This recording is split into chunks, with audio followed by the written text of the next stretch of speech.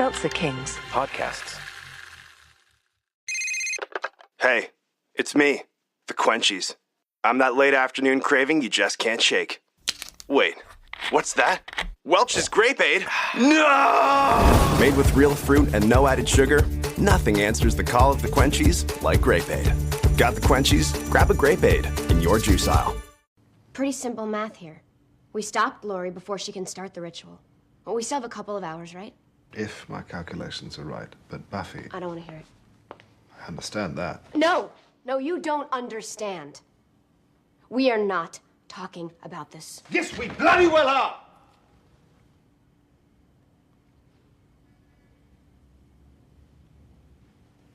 If Glory begins the ritual, if we can't stop her... Come on. Say it. We're bloody well talking about this. Tell me to kill my sister. She's not your sister.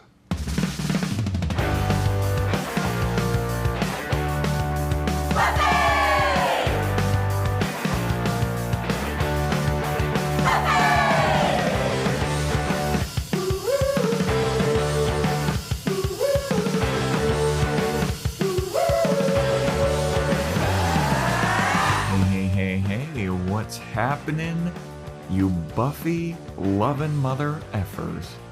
Welcome to Boys Watching Buffy. We're just two boys watching every episode of Buffy the Vampire Slayer for the first time, giving our review, our reaction. We're your hosts. I am Joe Welke. I am Vance. And today, Vance is getting fucking started early, dude. I tried to time it so I could click it during your announcement, but you went to your intro, but it went too quick. We made it, everybody, to the end of Season 5. Season 5, Episode 22, titled The Gift. Written and directed by Joss Whedon. Original air date, May 22nd, 2001, to an audience of 5.22 million people. And not only is this the Season 5 finale, it is Episode 100. Pop. Yay! That's the one I should have popped the Mountain Dew. Hold on. It's episode 100. Yeah! May all of lonely. Somebody might be listening to this during New Year's time, holidays. Yeah, maybe. They'd be fucking going ballistic if we busted that out. Oh, man. Yeah. Fucking The Gift, dude. All right, well, before we get into this episode, we got some announcements, we got some shout outs, we got some crazy stuff. So first, let's do the shout out. This shout out all the way from France, everybody. We got a 5-star review from Apple Podcasts from Indreke. I don't know how to pronounce it. It's French. I tried to zhuzh it up a little bit.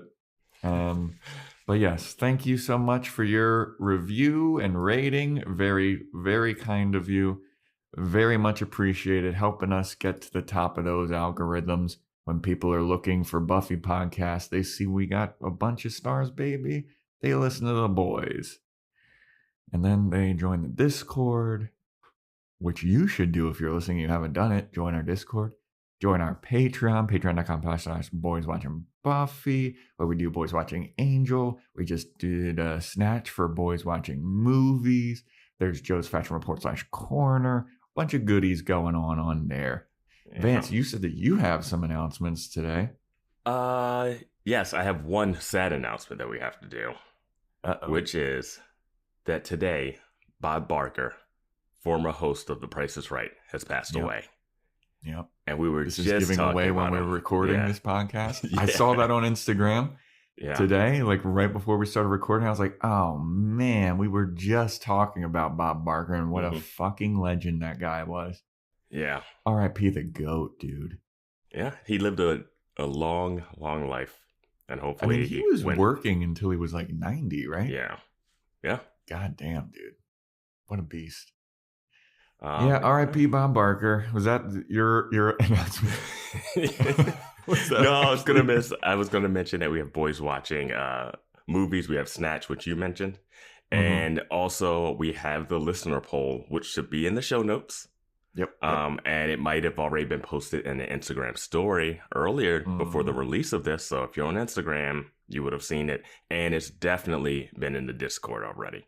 So just a reminder, you have until Friday. Let me look at a calendar. I believe, let's see when this is coming out. Friday the 8th, I believe. September 8th to get it in, I believe. I hope that's right. But the Friday after this comes out is when we want the responses and your favorite episodes, your what you like, what you don't like. There'll be questions on it, rankings and stuff. So, yeah. Yep. And we'll incorporate that into our season 5 recap episode. Also, I think that you can ask questions. Did you say that? You can ask questions on that thing? Yeah. Okay. Yeah. And we can answer some of those for you. And it'll be an all-around good and groovy time. Now, we have a big announcement. And this is the announcement I was alluding to last episode when we were talking about. We got a big announcement for episode 100 for you guys.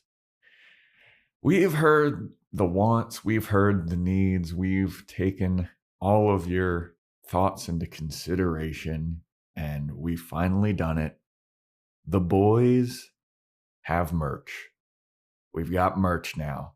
We're going to put the link in the show notes. We've got some fun shirts, hoodies, long sleeve shirts, bunch of different designs. Very fun stuff. I'm very excited about it. It was a lot of fun designing some of this stuff.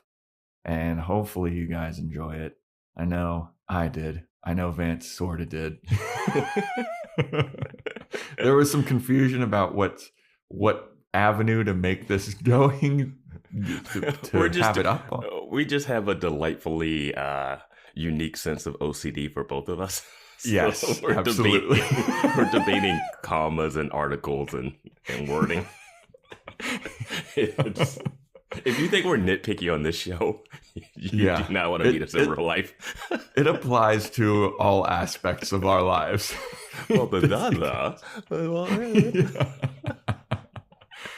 But seeing as how we don't know the distribution, I'm just going to say we got the link in the show notes. We're going to post the link in the Discord. We're going to link it all over the place. But we've got merch. Hope you guys enjoy it. Hope you guys, buy some if you enjoy it. If not, whatever. We just fucking made it, and it's there for you. Yeah, this will be pinned somewhere on the Discord, and we will also have it in the description of the Instagram description. There's a link that links you to all the podcasts and other stuff, and there will be a link to the merch in there. So hell yes, super jazzed about that. All right, without any further ado, except that we do got the dues. We're in the do era, everybody. We're still in the do. I was thinking the other day, because last time you asked about like what other eras did we have. I remember we had a whole era of not knowing the invitation rules. That was a dark era. That was a dark era, yes. Every comment was like, you do realize I can walk into public buildings. I'm like, no one has said that in the show yet. Yeah, that was a dark era. Yeah. But that was an era of the Boys Watching Buffy show. Yeah. So the fact that we made it to 100 after that.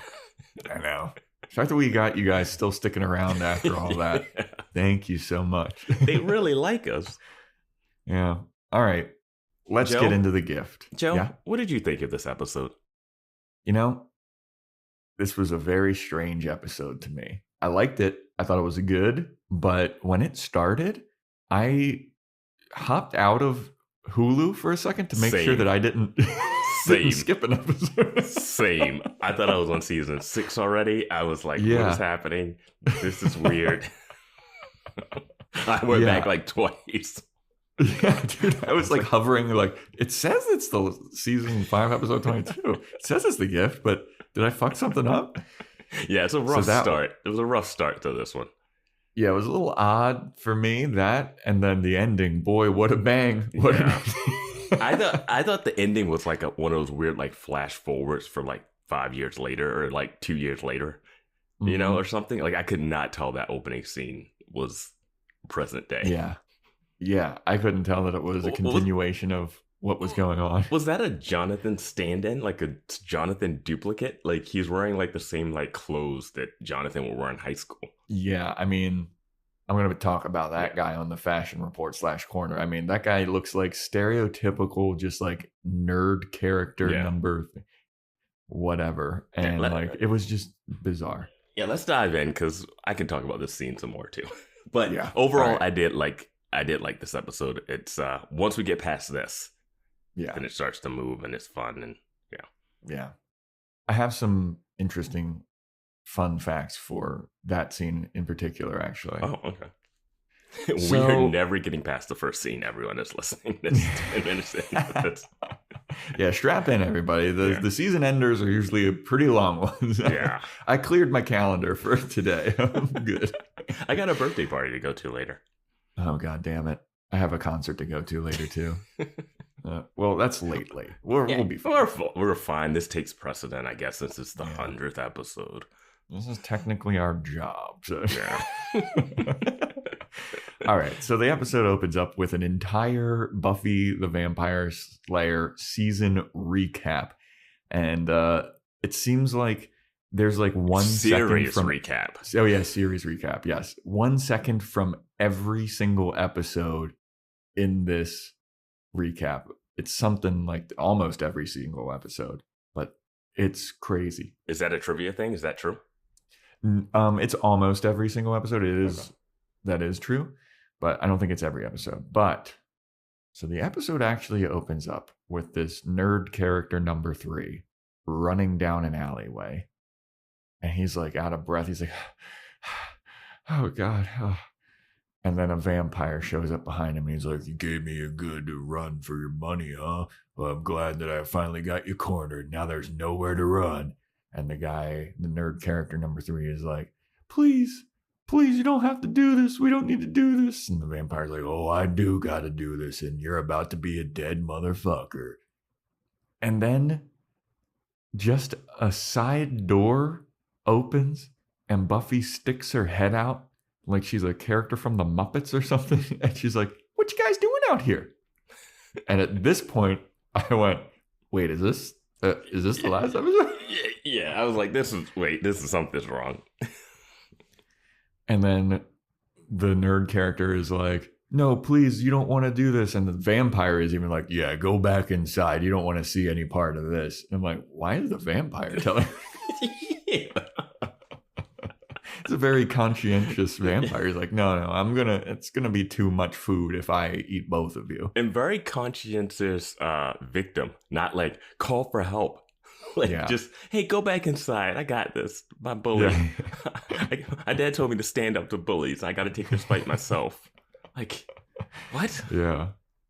So the vampire's like, "No, you go inside." And Buffy's like, "You know what? No, I'm not going to go inside because I'm going to come out and I'm going to fight you because that's what I do. I'm the Vampire Slayer. Ever heard of me?"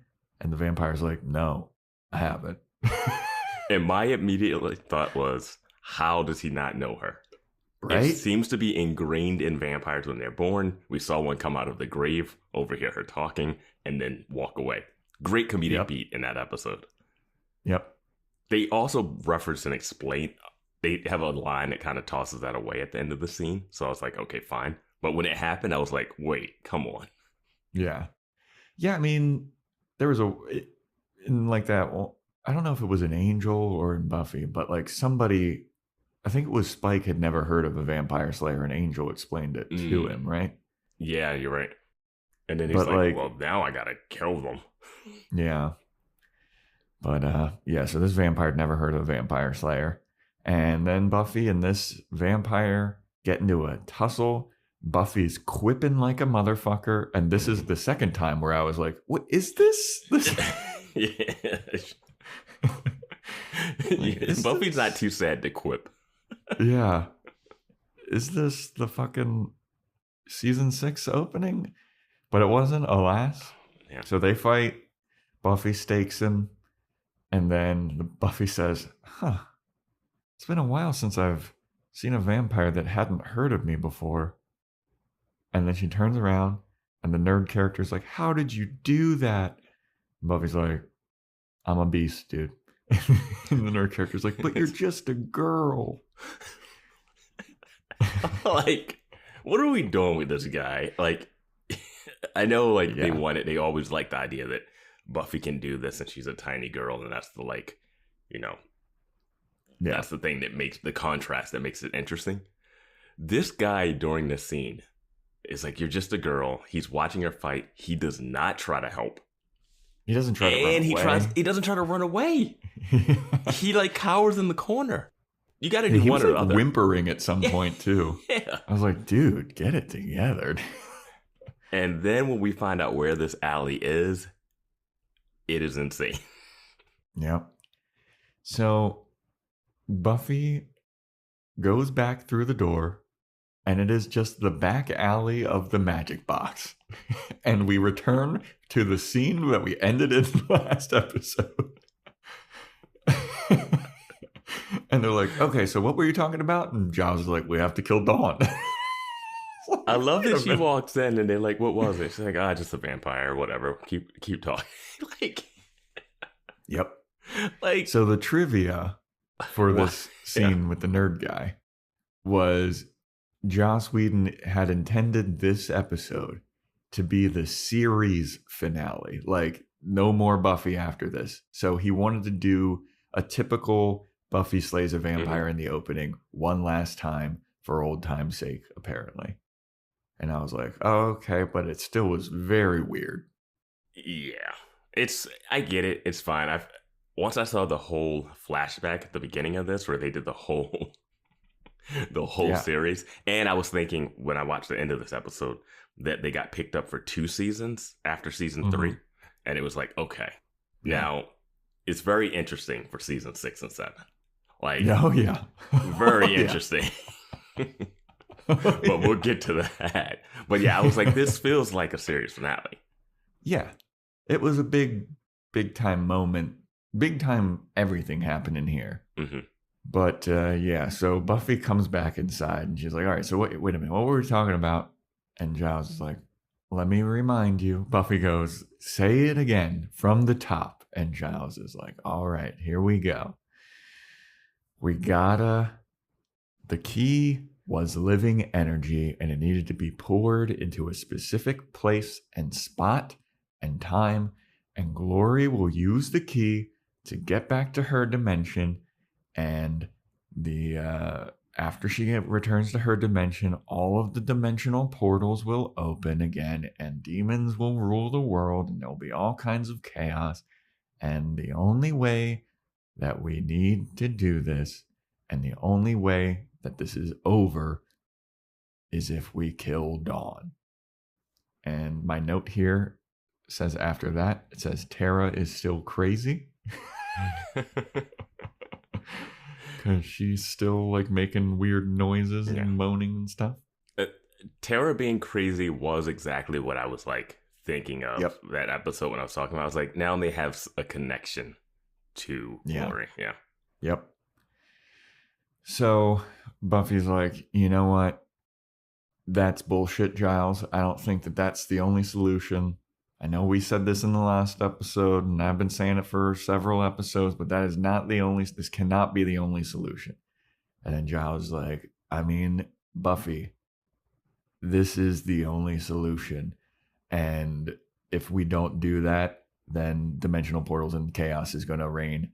And Buffy's like, Giles, we're not talking about this. And Giles stands up and he goes, we bloody well are talking about it. And I was like, oh. Daddy mad. Oh, man. And I was like, I like this dissension in the ranks. I was like, finally. Like somebody had to say it, dude. Yeah. And it's not easy. It's not easy for sure, but yeah. And then after Giles yells, Buffy turns to him. She goes, Go ahead, Giles. Tell me what I need to do. Tell me that I need to kill my sister. And Giles goes, she is not your sister. I was like finally, bro. Finally. Thank you. I thought the other Scoobies were just gonna get up and walk around that corner like they like to do. We're gonna go all sit on the beanbag real quick. Awkward. And I was like, oh my God, dude, like this is the conversation. Mm-hmm, mm-hmm. This is what we've been saying. But it's not easy. I mean, Buffy does go through her reasoning of like, it's more than that they planted memories. I feel her and she's made out of me and like she's my blood and stuff. And it's not just memories, it's physical and all. Dawn is a part of me. And then I remembered the scene in the hospital I didn't remember the scene in the hospital. I remember the scene with the Doc character when he had the blood, or he took a strand of Dawn's hair, and it was like the same like Slayer DNA. It was like the same strong DNA. So I was like, oh yeah, they do have the same DNA. Like, but they're sisters, not twins, so they don't have the exact same DNA. You know, like But I thought that was kind of bullshit. To be honest with you. It's hard to explain, and we'll talk about it. Yeah, it's hard to. Yeah. So we'll talk about it. Yeah, and so Buffy's like, Dawn is a part of me.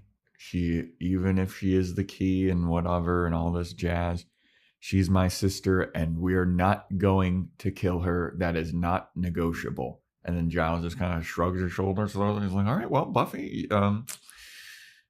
you're gonna fail, and if you fail, every living creature will suffer unbearable torment and death, including Dawn. So those are your options there, Buff. And then Buffy's like, well, maybe everything is negotiable. Let's Dude, I just love what Giles is like. You're going to fail. Yeah. And we're all going to die. I like the idea of him saying that, but it doesn't track. Him saying that she's going to fail does not track. It's like a cool line. But he would never say that to Buffy, that she's going to fail.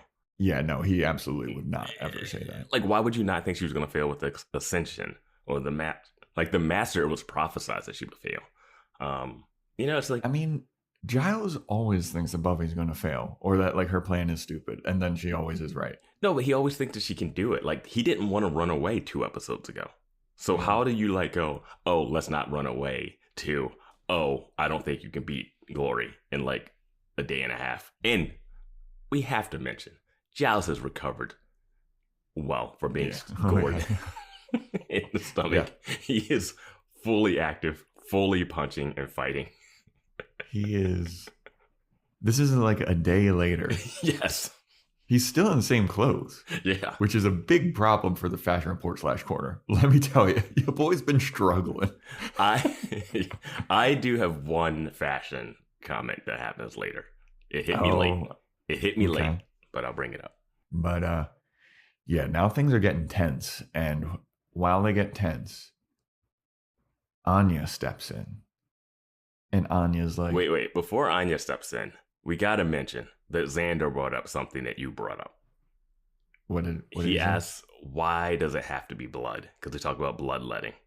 Oh yeah.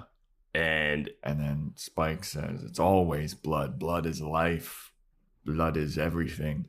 It's what we eat. It's what courses through your veins. It's warmth. It's life. It's what makes you hard, I think he said at one point too. And I was like, all right. I mean, factually correct. Correct, yes. But read the room, guy. They're like, how can we talk about getting hard and Dawn in the same sentence?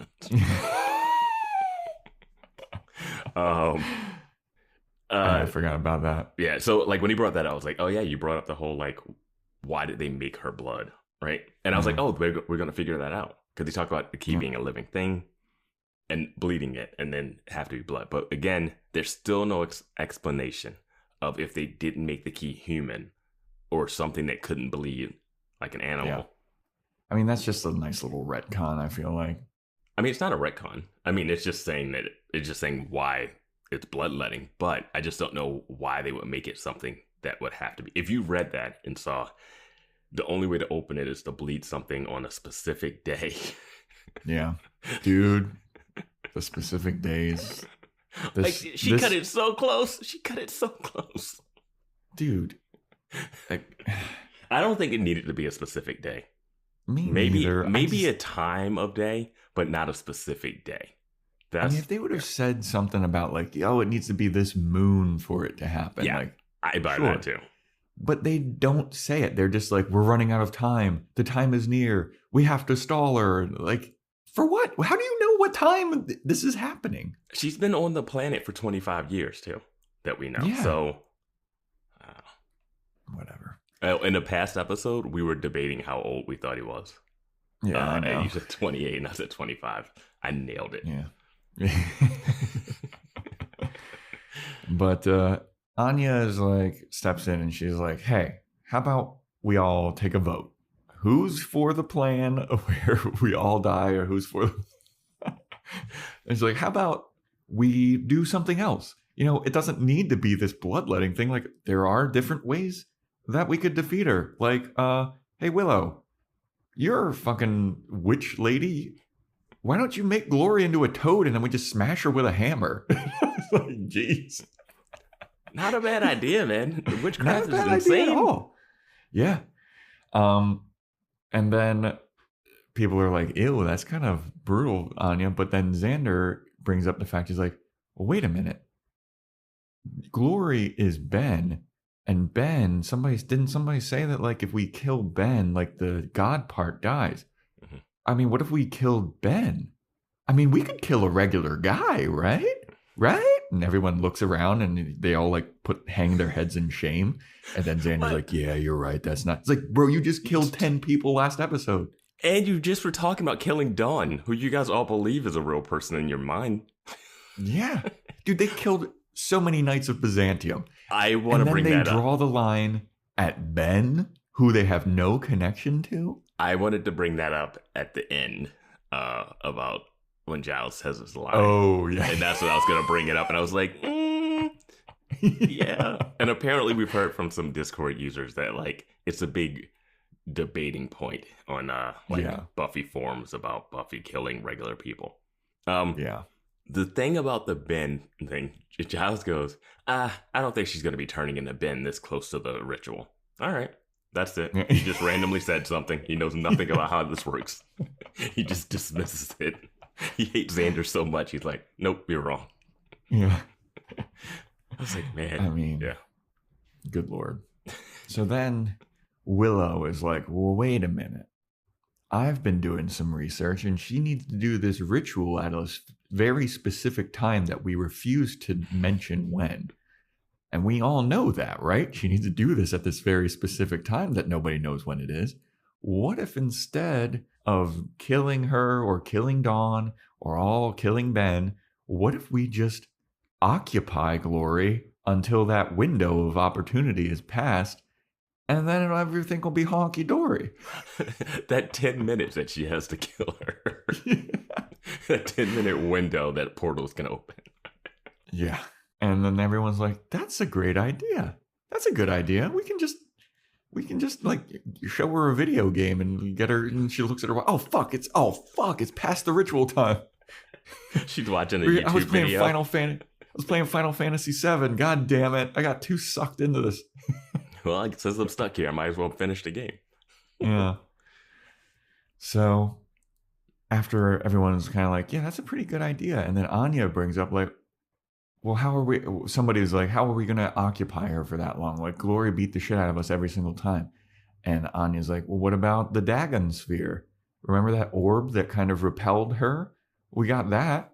And I was like, I forgot all about that. I absolutely forgot about that. And when she brought it up, I was like, good on you, Anya. Good on you. Yeah. Now, because they were like being snarky to her, like, oh yeah, how are we going to do that, Anya? With the Dagon sphere. Yeah. Then she brings up the troll hammer, which is great. I didn't know how to... Yeah, go ahead. Hold on. This absolutely was a retcon. Because she's like, Glory's a god. Why don't you use the god of trolls hammer? He was not the god of trolls when he came in. He was just a troll. They just said a troll. They didn't say god of troll, but they said... She absolutely said... weapon. Did she say god of troll? She said troll god's hammer. The troll god's hammer, yes. Like, yeah, that's what I mean. Like, not... Yeah, I mean, again, this is the nitpickiness that we get where words are just swept away around. Yeah, that is just one of those things. I was like, that hammer hit Xander 8 times and he survived. It's no way that hammer is super strong. It is, Captain America's hammer that only Buffy can wield. Yeah, when Buffy goes over, she's like, that's a great idea. I'm going to grab it. And Spike's like, oh, I don't think you're going to be able to lift it. And Buffy just one-hands it. Spike's like, that thing's made out of styrofoam. It's so bad. Yeah. But yeah, I was like, this is cool. At least she got a hammer. We get to watch her hammer somebody. So that'll be fun. And the Dagon Sphere, I completely forgot about. Now, I completely forgot that it even repelled Glory. They just said it repelled Glory. They don't know. The monk had it or something. It was like outside of the things. It didn't repel them. It didn't save the monks. When she goes to the security guards, like the security guards, like, oh, you dropped something. Like she kills a vampire that she quips outside of like this factory place. And then the security guard with a giant flashlight comes over. He's like, hey, lady, you need to get out of here. And then, hey, you dropped your shiny orb thing, you ravers. Yeah. She picks it up and she's manhandling it. And we thought it gave Joyce cancer. Yeah. And then we forgot about it. But yeah, I like that they bring it back. It does almost nothing in this. So it's also useless.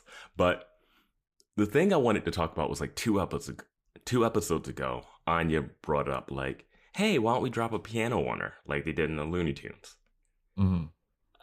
Like sometimes they make Anya so dumb for someone who might not know humans, right? But she knows demons.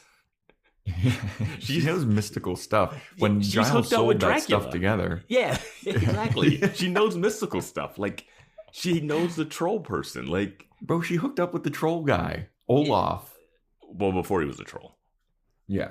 But, like, she knows about mystical things. She knows that a piano on a head is not what kills a demon. Well, it's funny for the joke, but, like, it makes her so dumb. Remember when she sold, or Giles sold all of those items together? And she's like, what are you doing? You don't sell those shits together. And then she's like, why don't we just bang them over the head with a piano? Yeah, it's like, pick a lane, Anya. Yeah. But yeah. And after Anya lays out this plan of like, we got the Dagon Sphere, we got the troll hammer, Xander goes, God, smart chicks are so hot.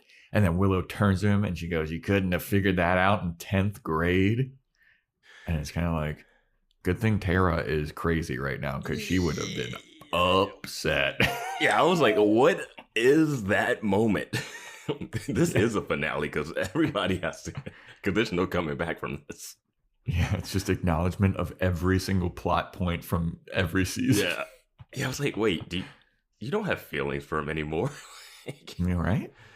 Yeah, that was... It was just a nice little nod of like, oh, we used to be into each other. Yeah. I was trying to figure out what... Did she say 10th grade, 5th grade, 8th grade? I couldn't remember what grade she said. She said 10th. Okay. Yeah, I mean... So after... It's... I wouldn't consider Anya smart, but it's a nice setup for this line, I guess. Yeah. She's got her... She's smart with the demon-y things, which is really useful in Sunnydale. I'd rather be that than book smart, but Willow's book smart and she's like the most powerful person in the world. So yeah, what can you do? So after they lay out this plan, everyone's like, all right, well, that's great. We got this plan, but we don't know how to find Glory. And then pan over to Tara, who's going like, I gotta get the glory. I gotta get the glory. My craziness is plot specific. Yeah. Like, we saw all the mind-melted patients in the hospital, like, kill a nurse or, like, knock a nurse out and, like, leave. But Tara's just, like, happy to sit in her little nighttime pants. You know what's really hard to do when you're, like, mentally incapacitated is measure and cut and build stuff. Like, when we see those people milling around and they're, like, measuring out 2x4s and cutting them and welding metal, I'm like, no, these people can't do this. I just want to know, based on what we see, what happens later on in the episode, what were they building? They didn't need to be building anything. They built that tower thing. They built the tower? Yeah. That tower had to already be there. There's no way they built that tower. I think they did. That's what I'm saying. It's so ridiculous. Yeah. Oh, There's no way. That thing is so like put together sloppily. It's not useful for anything else but what they're doing. Like it has no other purpose whatsoever. Oh, and when we get to it, there's another question I had about it. But no, I'm pretty sure they've been building that tower. Oh my God. I didn't even think. I was just like, that tower was already there and they're just like, they're built. Like, but then what are they building still? Because the tower's built. No, they just keep reinforcing the bottom because they're crazy. Anyway, so like, they all decide they're going to use Tara to find Glory. That's kind of the gist of that scene. I want to see the crazy person knitting that outfit for Dawn. Dawn's Shrek outfit. The Princess Fiona. The sweatshop that's making that. Oh, dude. We just finished the first scene. This scene was long, though. This is a big one. Yeah, no, it was long. Yeah. So we go to Ben with Dawn. And Ben is like, hey, here's your new Princess Fiona Shrek outfit. You got to put this on for the ceremony. And Dawn's like, I don't wanna. And then Ben's like, come on, dude, don't do this. Like, don't make this harder than it is. I don't want to have to do this. And it seems like you were right from that last episode when it's like Ben is accepting. Mm-hmm. But Ben's like, come on, it's not going to, look, the bloodletting, it's going to be quick. And then a minion's like, actually, it's very slow and incredibly painful. And Ben's like, shut the fuck up. And the minion lies. It's not any of these things. Yeah. Dude. Unbelievable, dude. What I thought is, I was like, yeah, do it this way. This seems very easy. Yeah. Just fucking, dude, yeah, we're going to talk about this. Good. Yeah. More stuff just keeps coming in my mind when I think about it. So Dawn is like, I don't want to put them on. And you know what? I don't want to talk to you anymore, Ben. Change into Glory. I don't want to look at you like while this is happening. And Ben's like, come on, don't be like that. And she's like, change into Glory. Yeah, Ben's like, don't be like that. I'm just trying to kill you. Come on. Come on, be a pal. I just want to live. Not my bad. It's my bad. Sorry. But, Yeah. And so eventually Ben turns into Glory. And Glory's like, what's your problem with Ben? And she's like, he's a monster. At least you're upfront about being a monster. He tries to be a nice guy. And you're at least just straight up about being an asshole. And Glory's like, yeah, that's true. I think they did Ben a little dirty. I think he needed like an episode or two. Yeah, I could see that. It's just like of contemplation, seeing him actually turn bad, seeing him do a little more. Like, it's like last episode, he grabs her, makes a decision, and then that's kind of it. Like, that's it. It's like, we don't have a lot. Like, that one line that he says, like, she doesn't even care about me. It's like, oh, he is a bad person. But before that, he seemed like a genuinely good person. And then all of a sudden, he's put in a damning situation. Like, he's a character of the week episode arc, but not like he's been around all season, Yeah. And I don't know, just he's making a bad decision, but then but Dawn's like, he's the worst person ever. You're better than him because of this. I'm like, he's doing a bad thing, but Giles, if you heard what he was saying, would you say the same thing about him? Right? Like, yeah, that is a fair point. Yeah. So, but then Glory starts taunting Dawn about like, no one's gonna come and save you, dude. Like you're talking about how Buffy's gonna come and save you. You've been with me for hours now, and I don't see Big Sis around here. She ain't storming up in here to save you. So what do you think? And Dawn's like, she's gonna come. She's gonna save me. Just you wait. And then Glory's like, okay, well, how about this? And she just picks Dawn up and tosses her. Yeah. I was like, oh, okay. Doesn't she say something like she's not her sister? Or like, doesn't she repeat that line again? I think they were like really hammering. It's like, she's not your real sister. Like, yeah. And then she's like, she's gonna beat you. And then she's like, oh, she's gonna beat you up. My sister's gonna beat you up. Like that's Dawn's whole character. Yeah. I love when she starts screaming for Buffy, like, dude, into like nothingness. Yeah. So then we go back to the magic box, and Buffy is just wailing on a heavy bag, and she changed clothes, it looked like. Rate her punches. They're bad. I noticed that she's wearing high-heeled boots to punch this thing. Yep. And as you said, she changed clothes. Why would you? She took off her thermal. She had a thermal shirt on over top, but it was a blue shirt on underneath. But then she is wearing a black, like, muscle tee. Why would you put those shoes on to punch a punching bag? Yeah, being barefoot is better than those shoes. Yeah. I don't know. I mean, I don't box, but I do shadow boxing and stuff. But like, I feel like that would be really. You would definitely not go to battle in that. Yeah, I've taken a few martial arts classes and like Muay Thai. You don't want to be in high heels. I mean, if you think you're going to get in a fight when you're at like an event, you should practice in high heels, you know? But you're probably kicking those things off right away. If I was Buffy, I would never, ever wear high heels based on how many fights she's in constantly. Dude, just be comfy, dude. She loves to run in those high-heeled boots. Like, not high-heeled, but like those heeled boots. Yeah. Unbelievable. Good thing Slayers heal fast, because those feet would be messed up. So Buffy's wailing on this heavy bag, and then Giles comes in and he's like, I bet you hate me right now, don't you? You mad at me? You mad at me, Buffy? We're still thinking about other ideas. We're still working on ideas. I wish you would have died. I wish you would have died in that abandoned gas station. If I didn't call Ben, maybe Dawn would still be here. And then Buffy punches the punching bag off of the chain. And this is where you see the high heel boots. And I was like, oh, okay.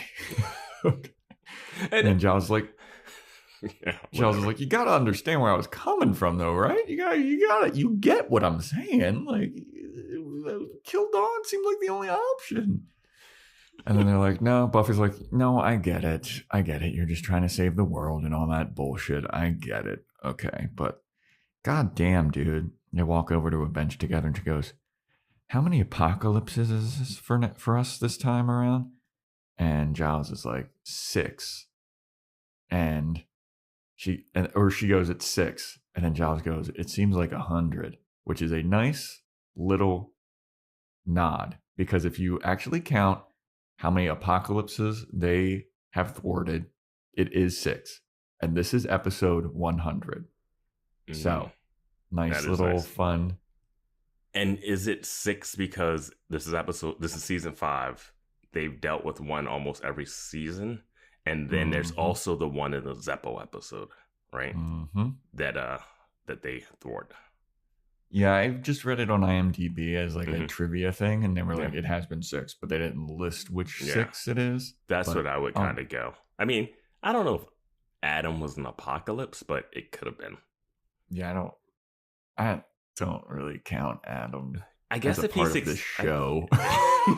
I want to forget about Adam. Do you think season 4 would have been better if they thought season 4 was going to be the last season of the show? Like, because they knew they had 2 seasons, so is season 4 almost filler to get to this? That would be a shame. Yeah, I don't know, man. The season 4 was such a letdown. I know, I consider it a filler season. Yeah. But I mean, they have some great episodes within it, don't get me wrong. No, yeah, absolutely. Yeah. But yeah, then Buffy starts talking about like, what is the point of this, dude? Like, I don't want to live in this world if these are the choices that I have to make. And I don't see a point of this. And this is all, Buffy's having a real existential crisis. And she's like, and I just wish my mommy was here. Yeah. And I was like, fuck. Buffy's having her obligatory 3 seasons where she's like, I hate being a slayer. Yeah. But the mom thing was right. The mom thing is fine, like, especially for the ending and stuff. But yeah. I mean, they are talking about that they've gone through 6 apocalypses now. Like, after a while, isn't this just like standard? It's annoying, but like, yeah, I don't know. She's like Bruce Willis in Die Hard. Like, get too old for this shit. Well, that's that's Lethal Weapon. Yeah, But he's like, oh, I don't want to, like, just bitching about saving the world every time. And then Buffy turns to Giles and he's like, I met with the fucking first Slayer, the Slayer spirit thing. They told me that death is my gift. He goes, maybe being a Slayer, that's just all it is, dude. Just being a killer after all. And then she gets up, she starts walking Giles away. like, no. Don't believe the first Slayer and the Vision Quest that I took you to. And then Buffy gets up, she starts walking away, and she turns to Giles and she goes, all right, well, what's the next plan? But I'm letting you know if Dawn dies. If Dawn, I'm wasted. Buffy Dawn hybrid next season. If Dawn dies, dude, during any of this, I quit. I'm not being a Slayer anymore. I'm done. And it's like, okay, that's fine. We got Willow. We got. Yeah. I'm also like, what does quitting as a Slayer mean? Because nothing happened when you quit the Watchers. At all. And what are you gonna do? You're just gonna walk around, see a vampire, and not poke your head out of the hole? Like, you're not gonna quip? You're not gonna quip anymore? Come on, Buffy. 2 days of just roaming around in Los Angeles, you're gonna be like, I gotta go back and fight some people. Dude, the time when she didn't have power, she was like, this is the worst. I can't understand how you guys live like this. Like, what? What are you gonna do? Like, the only way to quit is to kill yourself. Yeah. But then killing yourself means another Slayer is born, so you just cursed another young woman. Yeah, that's true. Like, that is true. Yeah. So then we go over to... Hold on, 1 second. Oh, go for Wasn't it. this season supposed to be about her figuring out what a Slayer was? Mm-hmm. So this was going to be, hear me out, this was going to be the finale of the series. Mm-hmm. And I still don't understand where Slayers come from. Yeah, we don't know a lot of like the actual nooks and crannies of it. But what we do know is death is her gift. Death is her gift. Yeah. There you go. Yeah. That's all you need to know. All right. And Dawn is in a dress for the ritual for the tower. And that's it. Dawn's Princess Fiona. Minions grab her and they take her to the giant tower. I mean, why the fuck does she need to be in a dress? Why this did this is so dumb? It makes no sense why she needs to be in these robes. Number one. And number two, why'd she put them on? Why did she put them on? Why did we see her put them on and then push her shoes underneath the chair and she's folded her other clothes? Like, we've never seen that before. Like, yeah, if that was something, because I used to do that when I would like go to parties and sleep over at my friend's place. I would like put my wallet and keys in my shoes and like put them places. That way I knew I wasn't going to forget them because you aren't walking out without your shoes. But like, we never saw her have a moment where she folds her stuff up neatly and you're like, oh, that's cute, Dawn. She always tucks her clothes away. Why is that there? I was wondering, like, is this some part of a plan that she has? Like, is there some kind of, are they rigged with something? Like, but no, it's just her folding. She put the robes on. Why? Thank you for bringing that up because now it just reminded me, what was the deal with her stealing earrings? Yeah, dude, I was just about to say that. Why? What was that? I don't know. If this is supposedly the series finale, yes. What was the deal with the earrings? She's not wearing them in the scene or in the robes, as far as I could tell. No, that was just a weird aside. Some kind. I think they might have had something planned for it, and they were like, "We don't have time." I don't know, but it's such a key shot, and this shot of her putting her clothes well folded, and she's not like begrudgingly in this dress. Mm-hmm. And the dress would make sense if it was Glory being like, we don't need this for the ritual, but I want you to look fancy for your last day. You know, like Glory is a fashionista. Yeah. Make it be her thing. Just the fashion report /corner. Make it her thing. Don't make this like the ritual needs you in the dress. Ritual absolutely did not need her in the dress. No. The dress makes it so much harder to do what you need to do. Yep.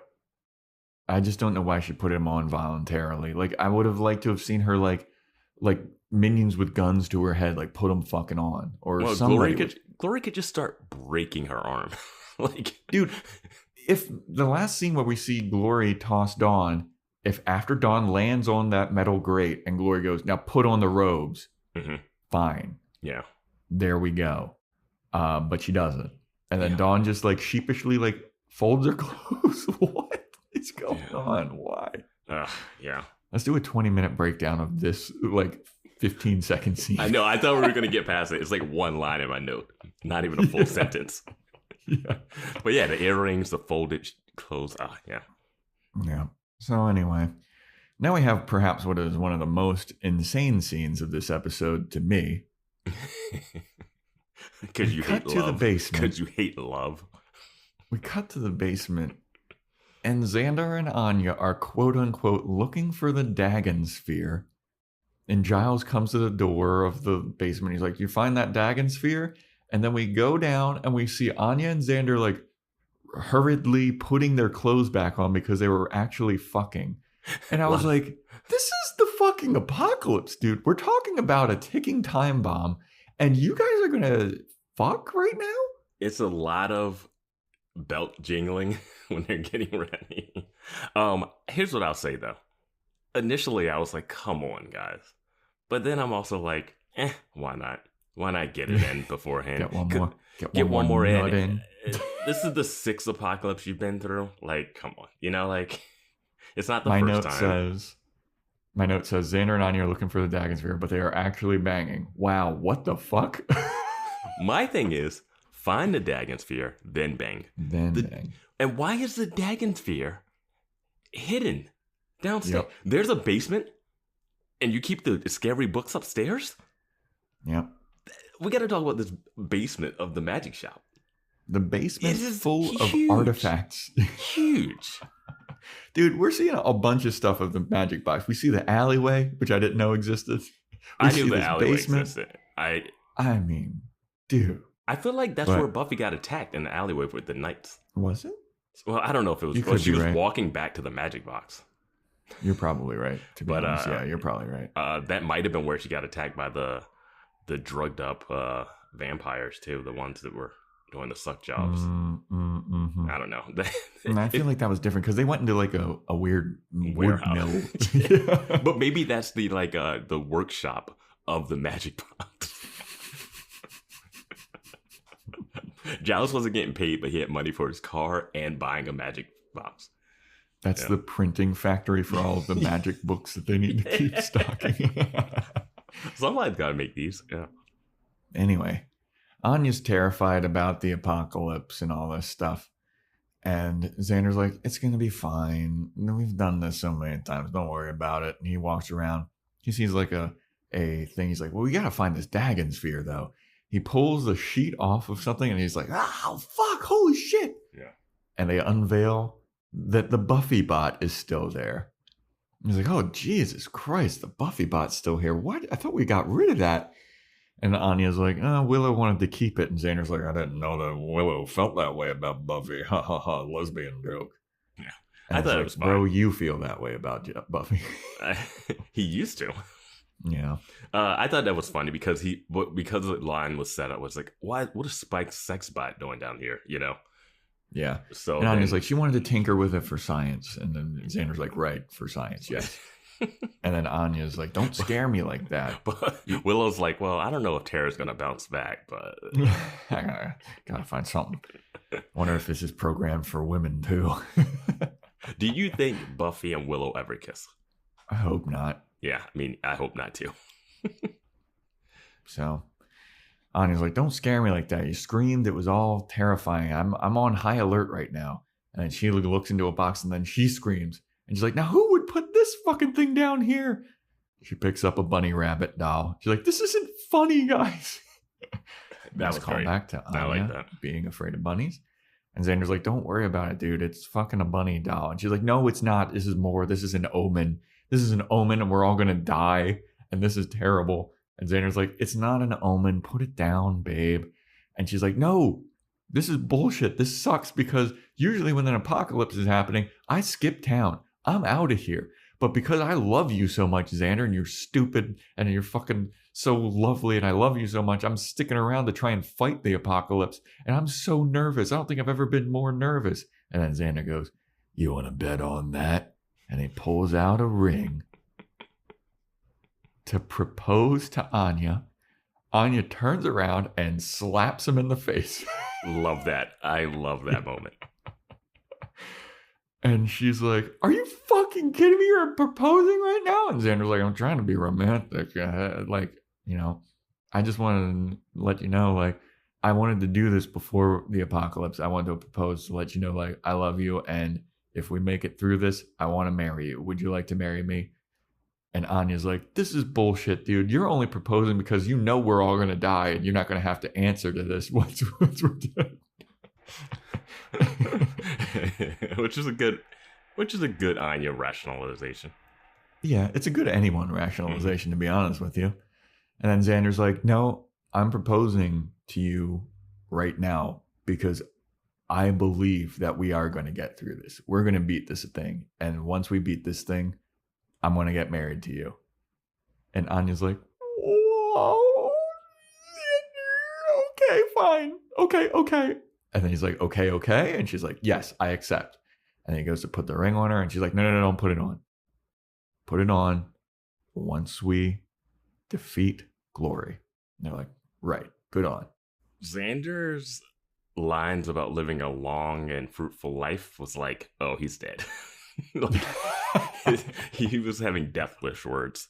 Like, yeah. Whenever you start talking about, like, hey, you know what? I think everything's going to be all right. It's going to work. It's been working out for me, good old Xander, for a long time now.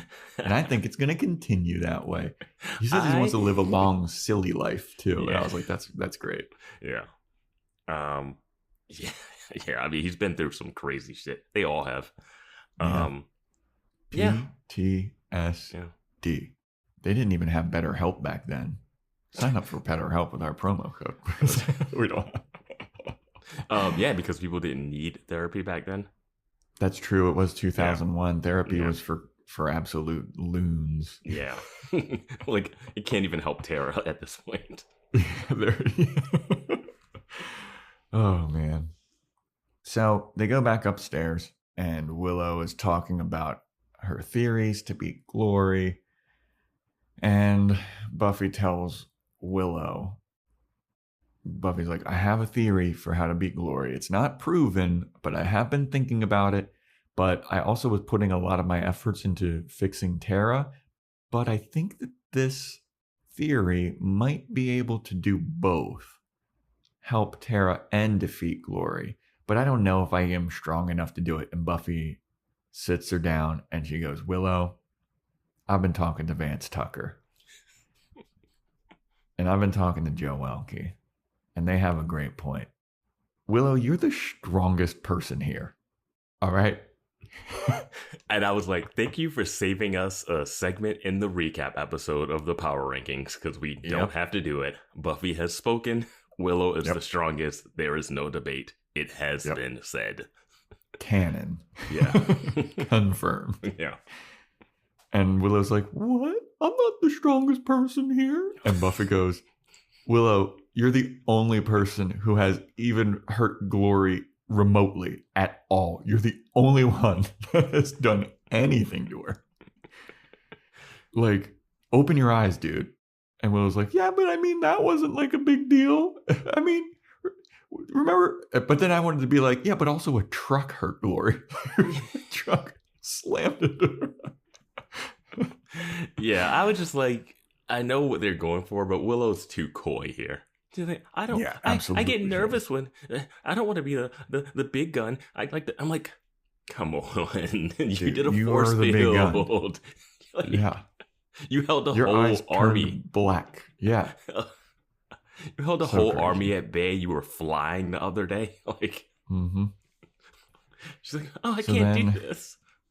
After Buffy gives Willow this pep talk about like, dude, I can't fucking do this without you. You're the big gun. I need you. I need you on point for this. So strap up. You're helping. All right. And so Willow's like, you came into my mind the other episode and walked through my mind and dragged me out of a coma. You can't now be like, I don't know. Yeah. Yeah. This is another point where we need to mention Amy is still a rat. Yeah. Yeah. Yeah. Amy's still a rat. I have a prediction of after the end. I have a prediction of when we would see Amy. Okay. So Willow is like, all right, I accept that I will be helping you. I will be in battle with you. And here's my strategy. I think that there could be a way to reverse Glory's spells with the mind melting thing. Like, that's how she gets her power. And I think that if we reverse this, it would weaken Glory, maybe? Potentially? I don't know, maybe? I just came up with this theory for reading like 2 paragraphs in a book. Yep. And then Buffy's like, good enough for me. Better than what we got planned. Giles' plan is to kill my sister. Why didn't you speak up when he was talking about killing my sister? What were you going to save this for? Let's listen to the other plans here. Giles is going to kill my sister. Xander's going to kill Ben. Mm-hmm. I mean, yours is worth as much as those. And then so Buffy's like, all right, well, I'm going to go talk to Giles. We'll talk about a new plan. So I'll go talk to Giles. And then Buffy leaves. And then Willow goes over to Tara. And Willow's like, oh, Tara, I'm going to figure out a way to get you back to normal. And then Tara goes, bitch. Fuck you, bitch. I love it. I don't know. We get 2 slaps in this episode, and it is so good. I don't know why this happens, but it's amazing. Oh my god. It was so funny. Because Willow's having this tender moment, and Tara's like, shut up, bitch. You stupid bitch. And then she kind of like snaps back a little bit. She's like, oh, sorry. This is how they wanted me to end the series. And that's my arc. And that's a picture wrap on Amber Benson, everyone. Yeah. And then Willow just looks sad, and she's like, oh, my crazy girl. Okay, and then this is the part that I have to bring up, like the next scene. I just want to talk about. Buffy gets, like, so Anya and Xander come up, and they're like, hey, they call over Giles and they call over Buffy. They're like, hey, we have some information. And Buffy gets information about the Dagon Sphere. And then off screen, they reveal their plan so as to not spoil what will happen later. Like, they just cut away from the explanation. Yep. They have the Dagon Sphere, and then they're all like, it's like, I wrote in my note, Giles has the Dagon Sphere, tells Buffy a secret plan, and then they break away from their secret plan. They're like, all right, we need to go get weapons. Yeah. And then later they do this again, which I'll bring up. That's why I wanted to mention it. Like, this is such a convenience of storytelling and plotting. I get it, but it's so like, hey, so you know what we're going to do? And then cut away. It's like, oh, that's a good idea, but will we be able to? Oh, they should have been in a huddle, like with arms around each other, like a football huddle. Because I've seen that in like sitcoms and cartoon stuff where they say stuff and they're like, and it's all just so that you don't know what's going to happen next. I mean, the reveal is fun. The reveal is fun. It's just like if you could hide the reveal in a way where it's not so obviously like we can't hear. We heard them talk about plans the whole other time, and here it's like, well, here's the plan that's going to work, but we can't. The audience can't know. Yeah, it's like Doctor Strange. Yeah. This is their 1 in 500 million chance. You want to tell us? And if I tell you, then it won't happen. Okay. All right, Doctor Strange. Okay. All right. Yeah. All right. So they go to gather weapons. Buffy brings Spike to her house, and she opens the door and she's like, all right, Spike, the weapons are over there. And Spike is still not invited. And he's like, Buffy, I'm still got this force field here. Remember, you disinvited me. And then Buffy turns around. She's like, all right, Spike, come on in. You know what I just realized? Spike doesn't use a weapon at the end. Nope. And Anya's weapon is not one of the weapons that would have been in that case. Nope. And Xander doesn't use a weapon. And Willow doesn't Xander does use a weapon, but it's not at Buffy's house. No, and Willow doesn't use a weapon. Yep. And does Giles use a weapon? Not for his big scene. yeah, not definitely not. So yeah, this getting the weapons thing, good idea. Let's not use them. I think that Giles does have a weapon. I think he has. He might have one. Yeah, but that's like 2 people holding weapons. Yeah. Yeah, but whatever. But so Spike comes in and he's like, "All right, thank you for inviting me in. This is nice. This means a lot. All right, I'm gonna go get the weapons. I'm gonna go to your underwear drawer real quick, and then yeah, let me get 2 more whiffs before this." So he goes and he's talking to her. And he's like, "All right, these are weapons. These are the good weapons. Here, I'm gonna grab this. I'm gonna grab that." And then Buffy stops him and she goes, "Spike, you know we're all not gonna make it, right?" And Spike is like, "What the fuck is that?" "Well, yeah, I mean, I know that. That was my whole arc 2 episodes ago. I was like, we're not all gonna make it. Yeah.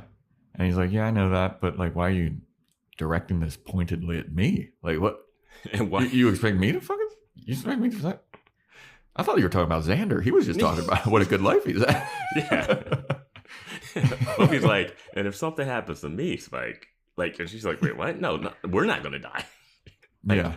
Giles and Anya are gonna die. Like, so she's like, "And Spike, you know, I know that we're not all gonna make it, and I'm counting on you to protect Dawn." And then he's like, "Of course, I would. Of course, I'm gonna protect Dawn. You don't even need to ask that. That's what I was gonna do anyway." And then Buffy's like, "All right, cool, thank you." And she starts walking up the stairs, and then Spike says this, and this hurt me in the core.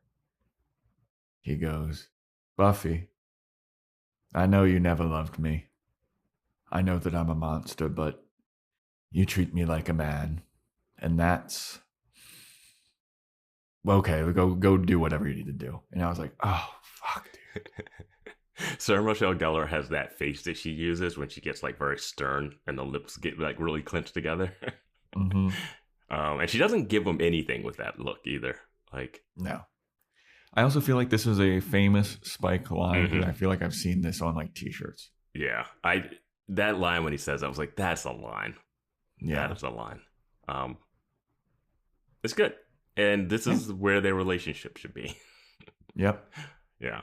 This is where with 2 more seasons, I'm not so sure. Yep. So it'd be great if Buffy's not in season 6 and 7. That would be hilarious. I would love that. The show's still called Buffy the Vampire Slayer, but he's just gone. So anyway, so then we get Dawn being tied to the top of that tower. That's basically that scene. Let's figure out a way to talk about this scene for 5 minutes. I'll just say I got Ghostbuster vibes from this at the end of the original Ghostbusters when Sigourney Weaver's tied up there.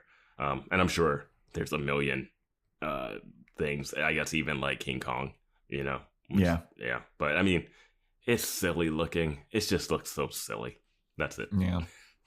So then Buffy and Spike return to the magic box and they got all the weapons and they're all on schedule. We're on schedule, right? Yeah, we're on schedule for this time that hasn't been mentioned that we don't ever mention at all. But we're on schedule.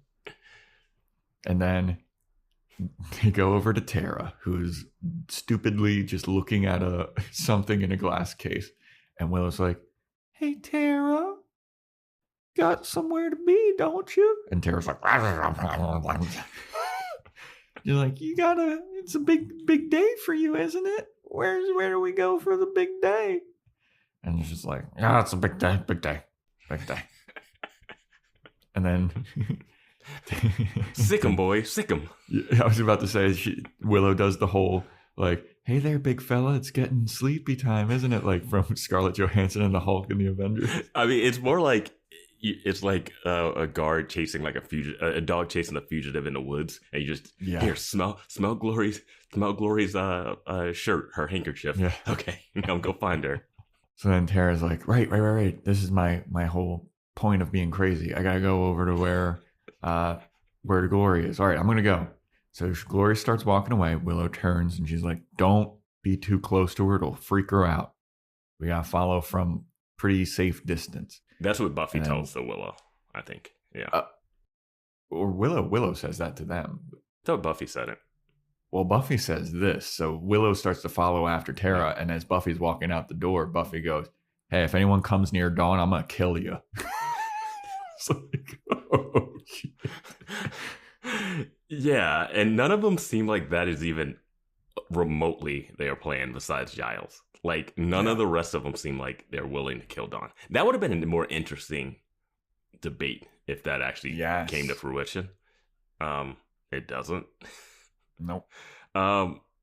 Tara also walks past, key moment. She walks past Giles at one point, probably a little before the scene, and she goes, mentions that Giles is a killer. Yeah. She calls Giles a killer. Yep. Keep that in mind. Yep. Yeah. So after Buffy's like, "If anyone comes near Dawn, I'll kill him," and she leaves, and Spike is like, "Geez, what a pep talk." And then they make some joke about like a British war. It's the St. Crispin's Day speech, and then Giles starts to do it. It's from some kind of... They do a speech from like Shakespeare or something like that. I like that because it's like, oh yeah, they both are British. Like, so I was like, that's kind of cool. That's a good little moment for them. Yeah, and it is nice because, you know, Spike is like a poet and lover of poetry and all that kind of shit, and Giles is like this well-read type of person, so they could bond over that kind of stuff. Yeah. Like, if Spike wasn't a killer vampire, you can hang out. I mean, they all watch Passions with them. Joyce watched it with them. Giles got involved with watching Passions. That's why Giles can't kill Spike, because he's like, we got to get to the end of Passions. Who the fuck am I going to talk about this show with? Buffy's not watching this. She's training. Buffy, isn't it time for you to get back to training? Giles just turns on the TV. Yeah. You had some Cheetos. So Tara starts leading the Scoobs across town, and they're only like a yard behind her. They're not... And then they eventually get to the tower, and they all look up, and they're like, "Oh, Jesus." And then Buffy turns to Willow, and she goes, "Willow, you're up."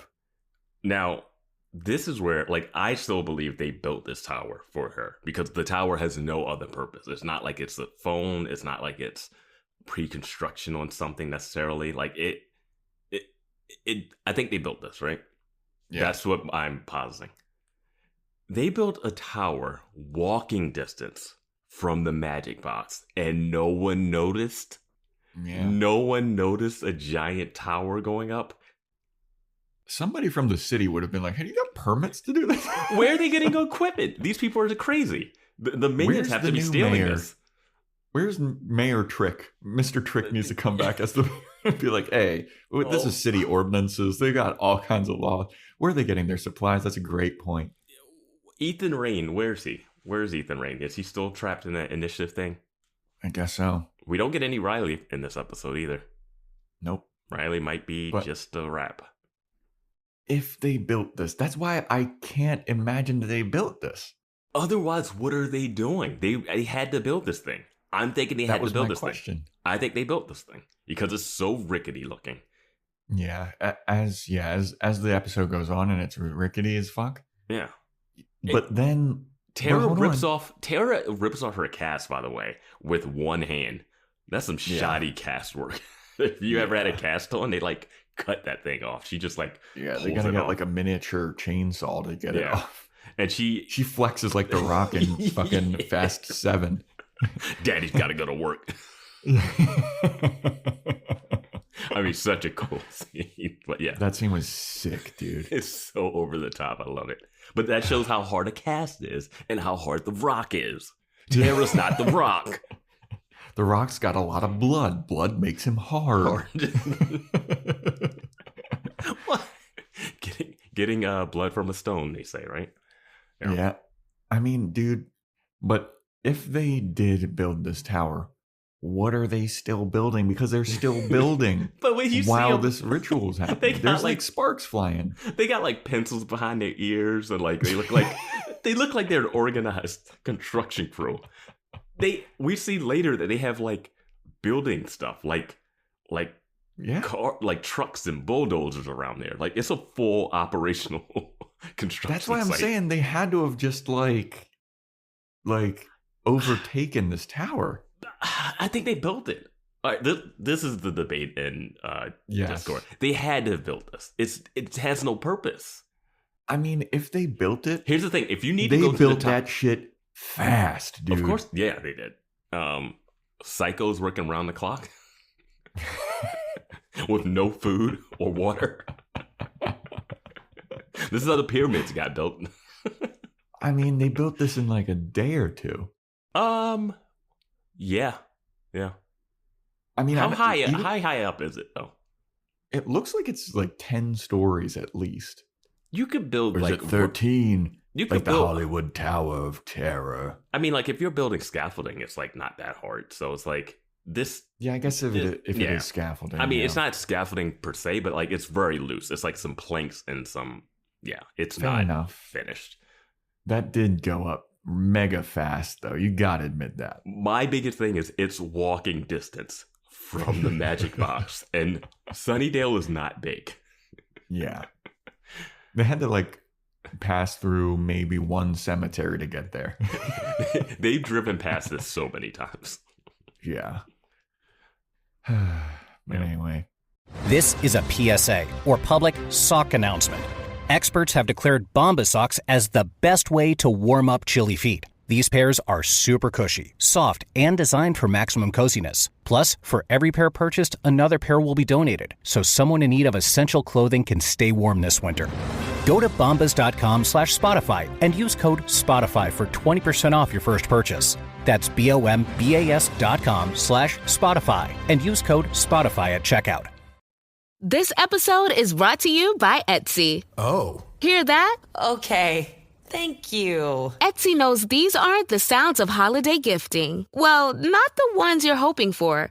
You want squeals of delight. Happy tears. How did you? And spontaneously written songs of joy. I am so happy. Oh yeah, oh yeah, oh yeah. Okay, the song needs a bit of work, but anyway, to get those reactions, make sure everyone on your list feels heard with handmade, handpicked, and designed gifts from small shops on Etsy. Gifts like personalized jewelry, custom artwork, cozy style items, vintage pieces, and home decor to celebrate all of your favorite people and their specific kind of special. For original gifts that say, I get you, Etsy has it. So Tara sneaks on into the tower place and she starts it looks like she's about to start working on something. Yeah. Grabs a hammer and a hard hat. She's like, all right, time to clock in. Let me punch in. Why are they still working? That's what I'm saying. No, I mean, I just don't know why. Yeah. And as she's about to do that, Glory grabs her and Glory's like, what the fuck are you doing here? This is fishy. And as she's like, all right, well, this is fishy. Willow sneaks up from behind Glory and she's like, it's time to fucking get down to business or whatever. I don't know what she says to her, but she grabs Glory's head, grabs Tara's head, and she goes, ah! Electrical currents start flying through her like she's Tesla or something. But it looks like she just put her fingers in their heads like Glory did. Yeah. Yeah. How? Willow did the mind melt. What? She fucking took the electricity from Glory's brain, used herself as a conduit to put Tara's consciousness back into Tara's brain. Now she How just needs the to, fuck? and now she just needs to do that like 100 more times for all the other people. Right? Except not really. Just fuck all those other people. Yeah. They're extra. That is a Scooby's mantra. Fuck those other people except for when we're on patrol for some reason. Yeah.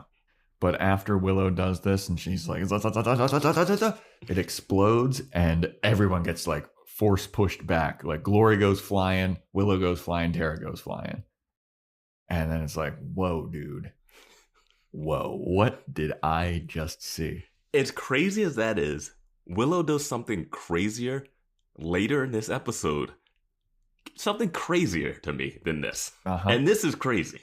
The fact Willow that does something Willow does something crazier in the episode, not in terms of like the spell is that crazy, but the timing of it is crazy. It's like, why did you wait until now to do this? Like, there's so much going or that she could do it at all. Yep. I'm with you, dude. Like, the nerve of Willow. The nerve of Willow to question that she's not the most powerful. I think. Are you kidding me? I think the show is going to be really interesting the next 2 seasons because Willow is so overpowered that it's like okay for a finale. But 2 more seasons of this? Remember when she was just spinning pencils? And it was like, that's cool? They might have to kill her. She did. That's what I'm saying. I feel like, I mean, we're way ahead, but I feel like there's going to be like a conflict between Buffy and Willow at some point. There always are conflicts, but if they have a conflict now, my God.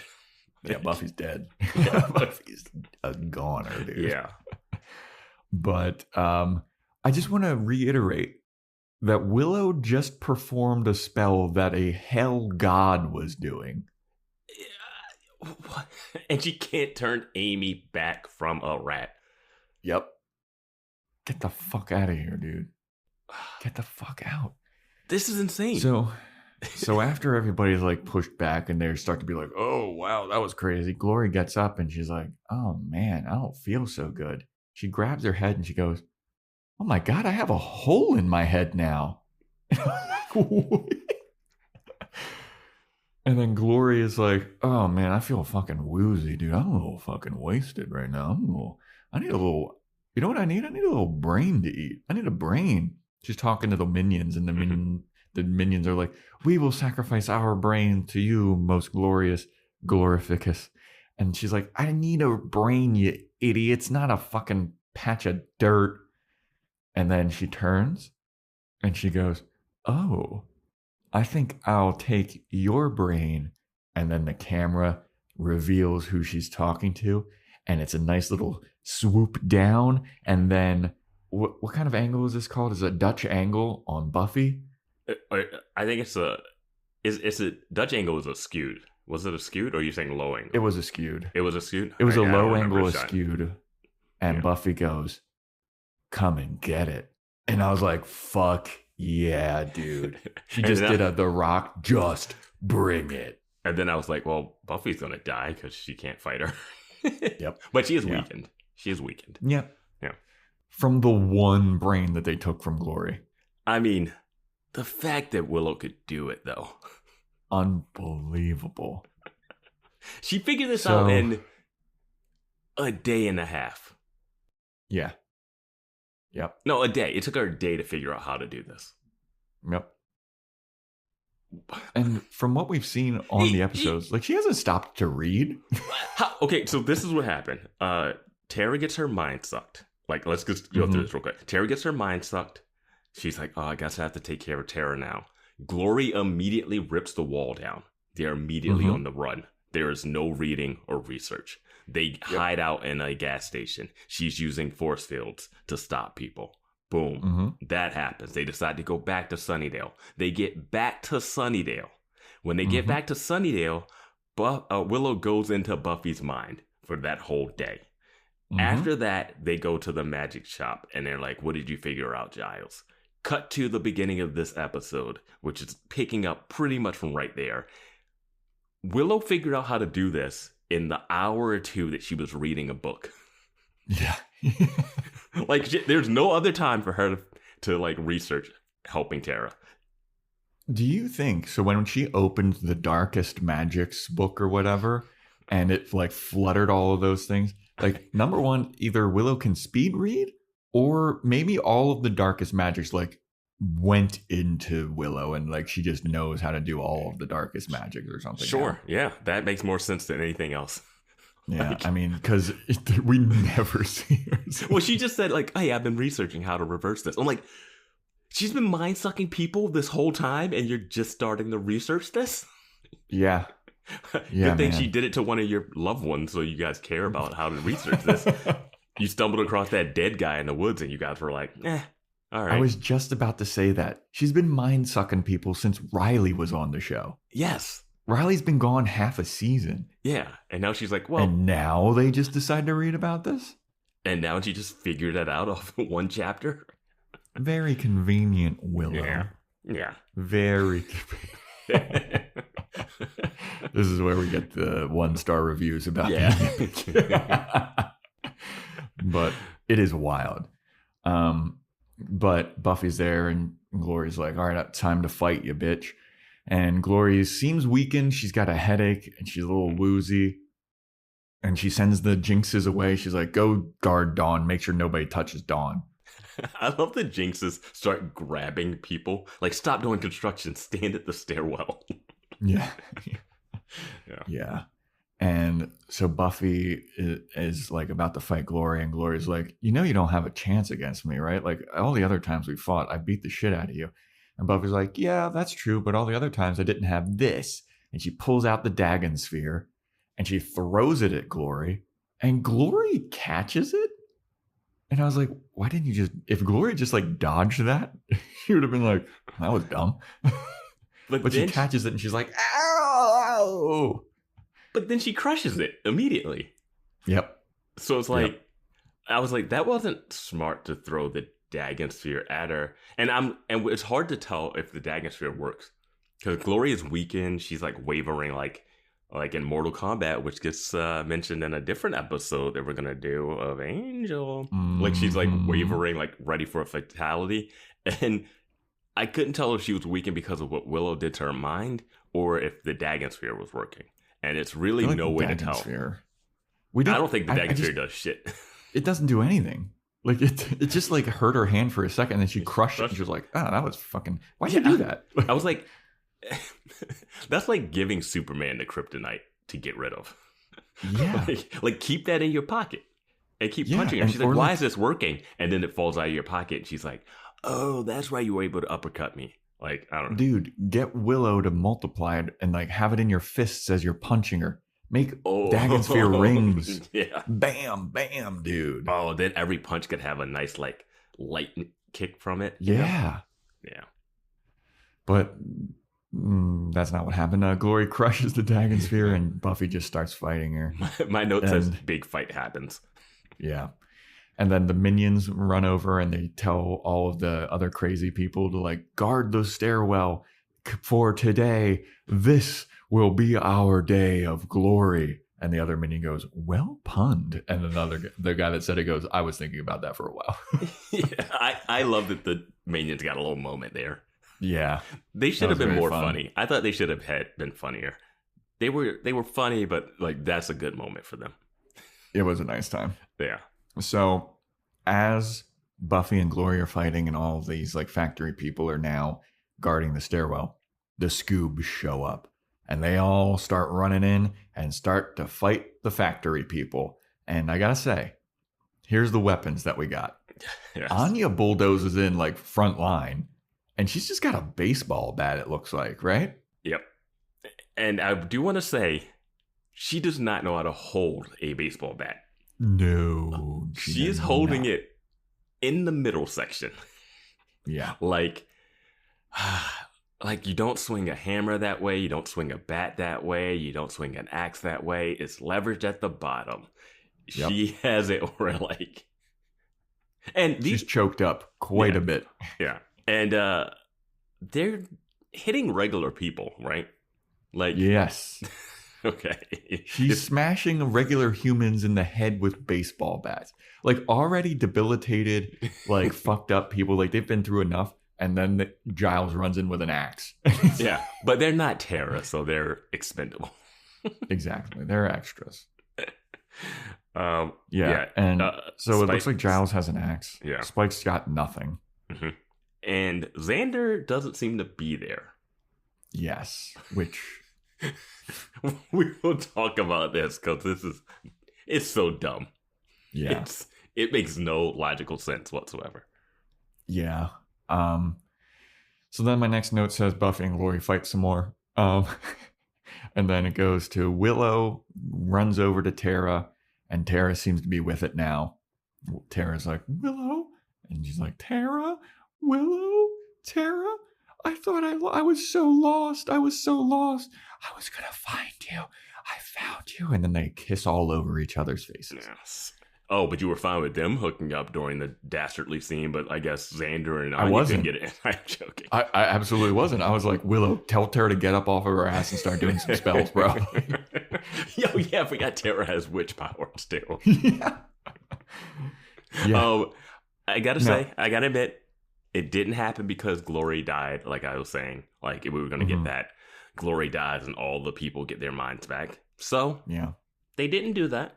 So I gotta say, I was kind of like, it would have been funny if Tara had the mind of someone else in Tara's body.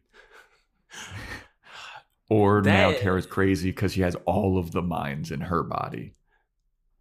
That's something you could do in an episode that's not the last episode of the season. Yeah. If Glory's going to stick around. Yeah. Not even if Glory's going to stick around. Like, then you just have to... Then you just see Tara lining up the crazy people. And then Willow's like, mind. She's just handing out brains to people. And you get everybody check under your chair. You all get your minds back. Yeah. But yeah, I mean, they didn't do the whole she dies, everyone magically gets mind spirits back. So, all right, cool. Yeah. I could have swore that is exactly what was going to happen, but it doesn't look like it. So all those people, instead of killed, instead of getting their minds back, they're just still crazy for the rest of the time. So they just get their fucking brains bashed in by Anya with a baseball bat. Sweet release. Oh, Giles is like, let's just brain them all too. Let's just bash them all. It's curb stomp some. Giles says bloodlust. Yeah. So Glory is all of a sudden, she's feeling better for some reason. Don't know why, but she's less woozy and she's like, you know what? I think I'm feeling a lot better now that there's been some time removed from Willow sucking my brain out. Yeah. So now I think I can fucking beat you full strength here, Buffy. And then she just punches Buffy's fucking head off. And then it's revealed that it is the Buffy bot. Yeah. And I was like, this is so good. And then Glory. I felt so dumb because I knew once they saw the Buffy bot that they were going to use the Buffy bot. And that's the thing that they were whispering about. But when the fight happened, I wasn't thinking that was Buffy bot. Same. So it worked. I mean, it worked. It worked perfectly. Yeah. And it worked on Glory too, because after Glory punches her head off, she goes, the Slayer was a robot? Did anyone else know that the Slayer was a robot? Great delivery. Great shock and awe there. Yeah. So good. That is my slay of the week. Like, that was so fucking funny, dude. I will say that is what when we talk about the tone and balance of comedy and like seriousness, that hits it. Like, because Glory should know like the Slayer's not a robot because it passes down to people. Like, she's a god, how god. But in this moment when you knock a robot's head off, like you just go, what the fuck is happening?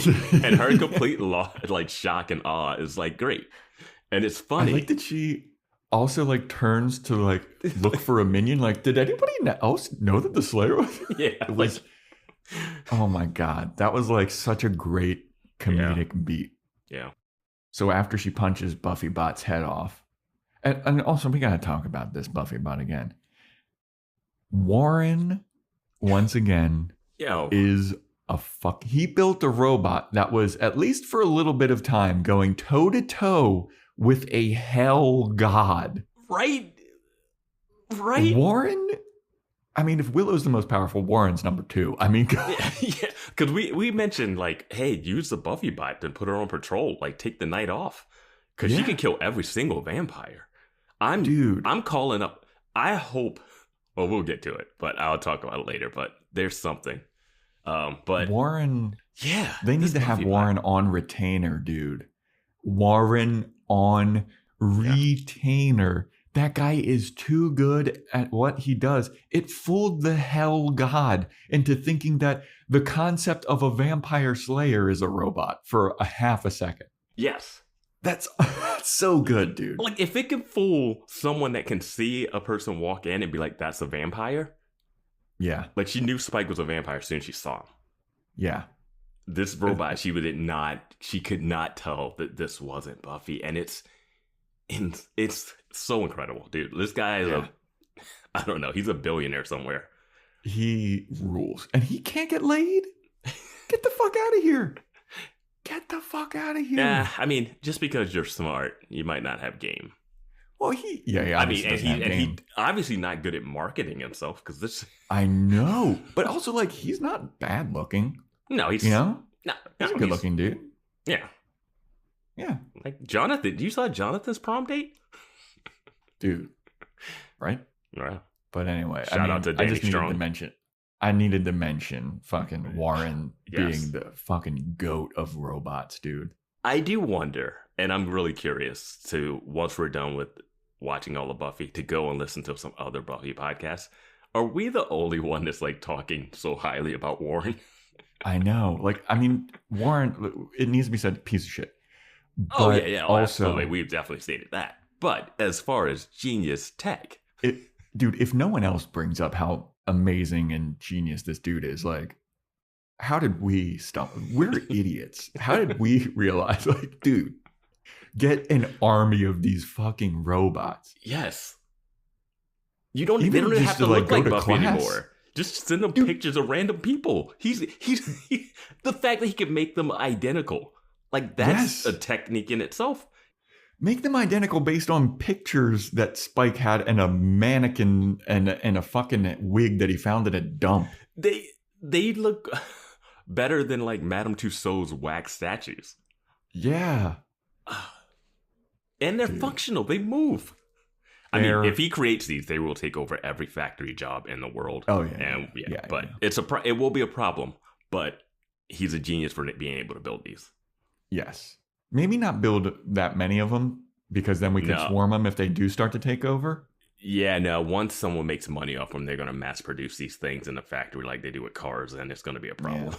He's got to copyright and patent the technology, though. That's the first thing. There needs to be a kill switch. Asimov's rules of robotics. Yeah. Yeah, no, this would all go horribly wrong. But yeah, he's smart as hell to get these things working. Bro, what if he's the big bad of season 6? He's just got an army of robots. Then he wins, because we see if they can fight Glory, they can fight anything. Yeah. So, anyway, after Glory punches... Warren rant over. Until the next time we talk about Warren. Which will be later this episode. That dude fucking rules, dude. Like, piece of shit. But his genius is All right. We're moving on from Warren, everybody. We're moving on. So after Glory punches the head off Buffy, real Buffy comes up from behind her, and she's like, "Oh, I'm not a fucking robot, you idiot. I'm here. I'm the real deal, and I'm gonna fucking kill you now." And she just smashes Glory in the face with the troll hammer. And this isn't where it hit me. No pun intended with the hammer.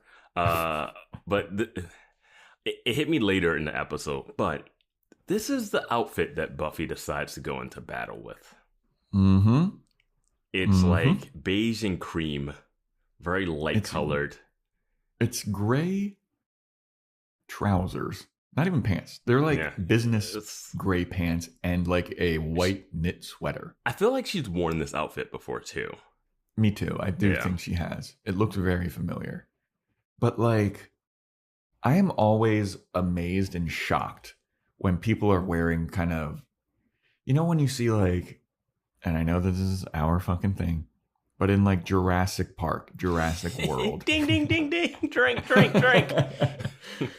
When people are wearing like big vests and big cargo shorts and boots, and they're like, I'm the fucking dinosaur master or whatever. I always think to myself, those boots don't seem like, if you need to run, they don't seem to be the most nimble, thing to be wearing, and like these big cargo shorts. They don't seem like the most nimble things to be wearing. But it's always what they're wearing. Cargo shorts are fine. I mean, shorts in general help. You know, you're not restricted at the knees. Cargo pants. Yeah. But I'm always like, why don't you wear like some running shoes or something? You know? I don't know what shoes she had, but it was just like, why go into a fight wearing, like, I don't know if they wanted her to like be wearing close to white stuff to be like, you know, for that like white purity thing. But it's just such a strange, I don't know. It hit me when she was on top of the tower later. Where I was like, wait, this is her outfit for the end? Yeah. Dude, she's not going the Buffy like red pants, black shirt, like let's fuck shit up.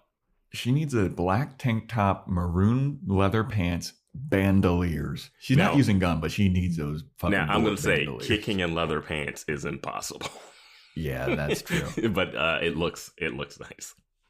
But yeah, so Buffy shows up from behind, smacks her in the face with a hammer, and then Dawn from the top of this, what I presume is a 10-story tower. It looks really high. You know what? I'll say go 8. Let's go 8, yeah. 8. Looks down and sees Buffy from 8 stories up, and she starts screaming, Buffy! Buffy! She didn't see Buffy bot. And she could hear commotion because like they make it seem like she's like 50 feet in the air, like 50 stories in the air, but she's like not that high. My thing, I like the tower fight that we end up getting. I think it's cool back and forth. I thought it was a dumb plan to go up there. Oh, because the plan is a dumb plan for Buffy. Yeah, because the plan is to distract Glory till the time goes. Yeah. If you go up, Glory's gonna follow you up. And if she follows you up, she's going to be closer to the person you don't want her to be. Now, I do like this fight. It's really fun and interesting. And there's a scene where she's climbing that's so ridiculous. Like she's obviously, her feet aren't touching anything. It's so weird. But it's fun. They're doing flips. They're rolling. They're like, oh my God, I fall. And then, Yeah, after Buffy hears Dawn screaming, she decides to climb the tower. Starts running up. Glory meets her about like halfway up, and then they start fighting, and Buffy's hitting her with the troll. And Buffy, dude, like as much as we were talking about Anya doesn't know how to hold a baseball bat, Buffy, it seems like she does not know how to hold a giant hammer. I didn't notice anything here, but sure, yeah. And they're doing like all these moves where they're like swinging off of the side of the tower. I'm like, why would you risk that? Like Buffy decides to like go on the offensive at one point by like swinging off of the tower to kick Glory. I'm like, dude, that's so risky. The worst scene is where we see like the stunt double, and the stunt double's like reaching, like Glory swinging. Fine, she's a god. She could probably jump to the top of the tower if she wanted to. I don't know what her limits are. But like the hammer gets tied up in the chains, and Buffy's just like reaching to try to get it while Glory does a swing around kick. It's all fun though. It's fun. Yeah. But it's like, dude, if you were in an actual, you would never do this stuff. Like that's so terrifying. Yeah. But yeah, I wrote in my note, they keep doing hang off the side of the tower attacks, and Dawn is still screaming. Yeah. It's like, Dawn, Buffy, I'm up here. Dawn, you have no threat right now. The threat is coming closer to you because Buffy's there. Like, you were just tied. You're not even tied up uncomfortably. Yeah. And then, so this is now like when Buffy starts doing that climb on that pole. Like, she's doing a reverse fireman like thing, and she's just like, climb, climb, climb, climb, climb. It looks so weird. Yeah. But then eventually, Glory kicks her down. And then Buffy's like reaching for that hammer. And eventually they both fall off the tower and land like, I would say, okay, so if they're like halfway, I would say they're maybe like 2/3 up the tower at this point, or like halfway. Yeah. So that's like 4 stories. When they fell off, I didn't think Buffy could survive this fall. Me neither, because Faith fell off that 2-story building, it seemed like, and she was fucked up for a while. Yeah, she's a slayer. She was stabbed though, but it seemed like she had some real brain hemorrhaging to put her in a coma, not like just the blood. You know what's crazy about that? We see Buffy fall off this tower. She's fine. Everything's fine. People just keep falling off the tower. It's fine.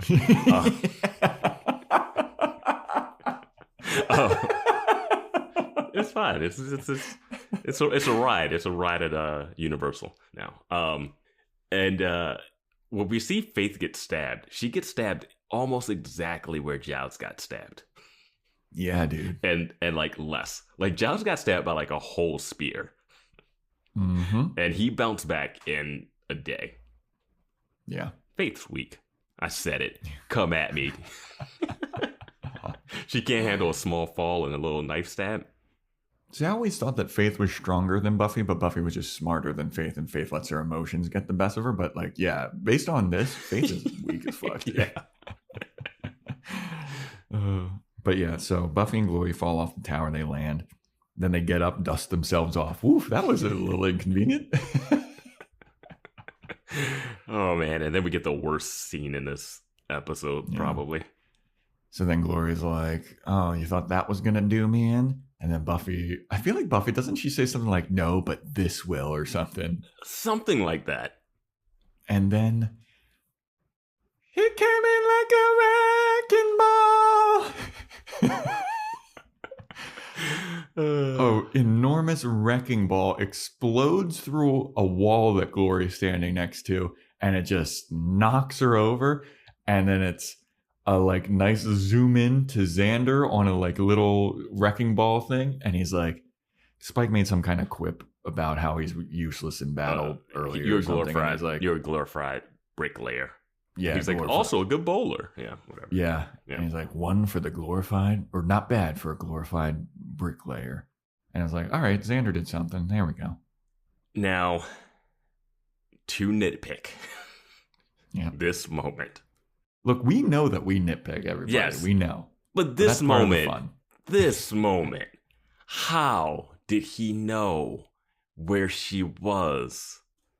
And how did they know that she would end up in that spot? A wrecking ball isn't like a thing that you can just like move around everywhere. Like, this wrecking ball could only go through that spot. Yep. And nothing part of this plan, it was like, hey, okay, so I'm going to fight Glory. Then I'm going to climb a tower because I don't know it's a tower, right? So I'm going to climb the tower. Then we're going to fight for a while. Then we're going to fall off the tower. And then when you hear me through the brick wall in the machine outside that I say, but this will, that's when you swing it. If I never get her in that spot, you just sit out here and assume that Anya with the baseball bat is fine. Like, your soon-to-be fiance is just fine in there. Well, I don't know. I just don't understand. Like, now there's something that Willow does later that could have been a thing that might have, like, made sense.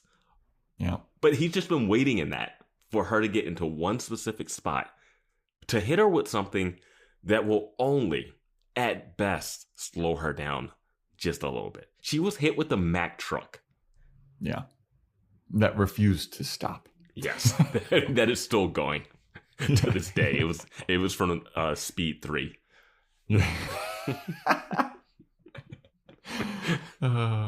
But yeah, dude, this wrecking ball scene, and then like Xander doing like a little nod, like, yeah, I got you. It's like one of those like, all right, Xander is a construction worker. Let's just cap that off. But this is one of the things where I was like, I know that you nitpicked it.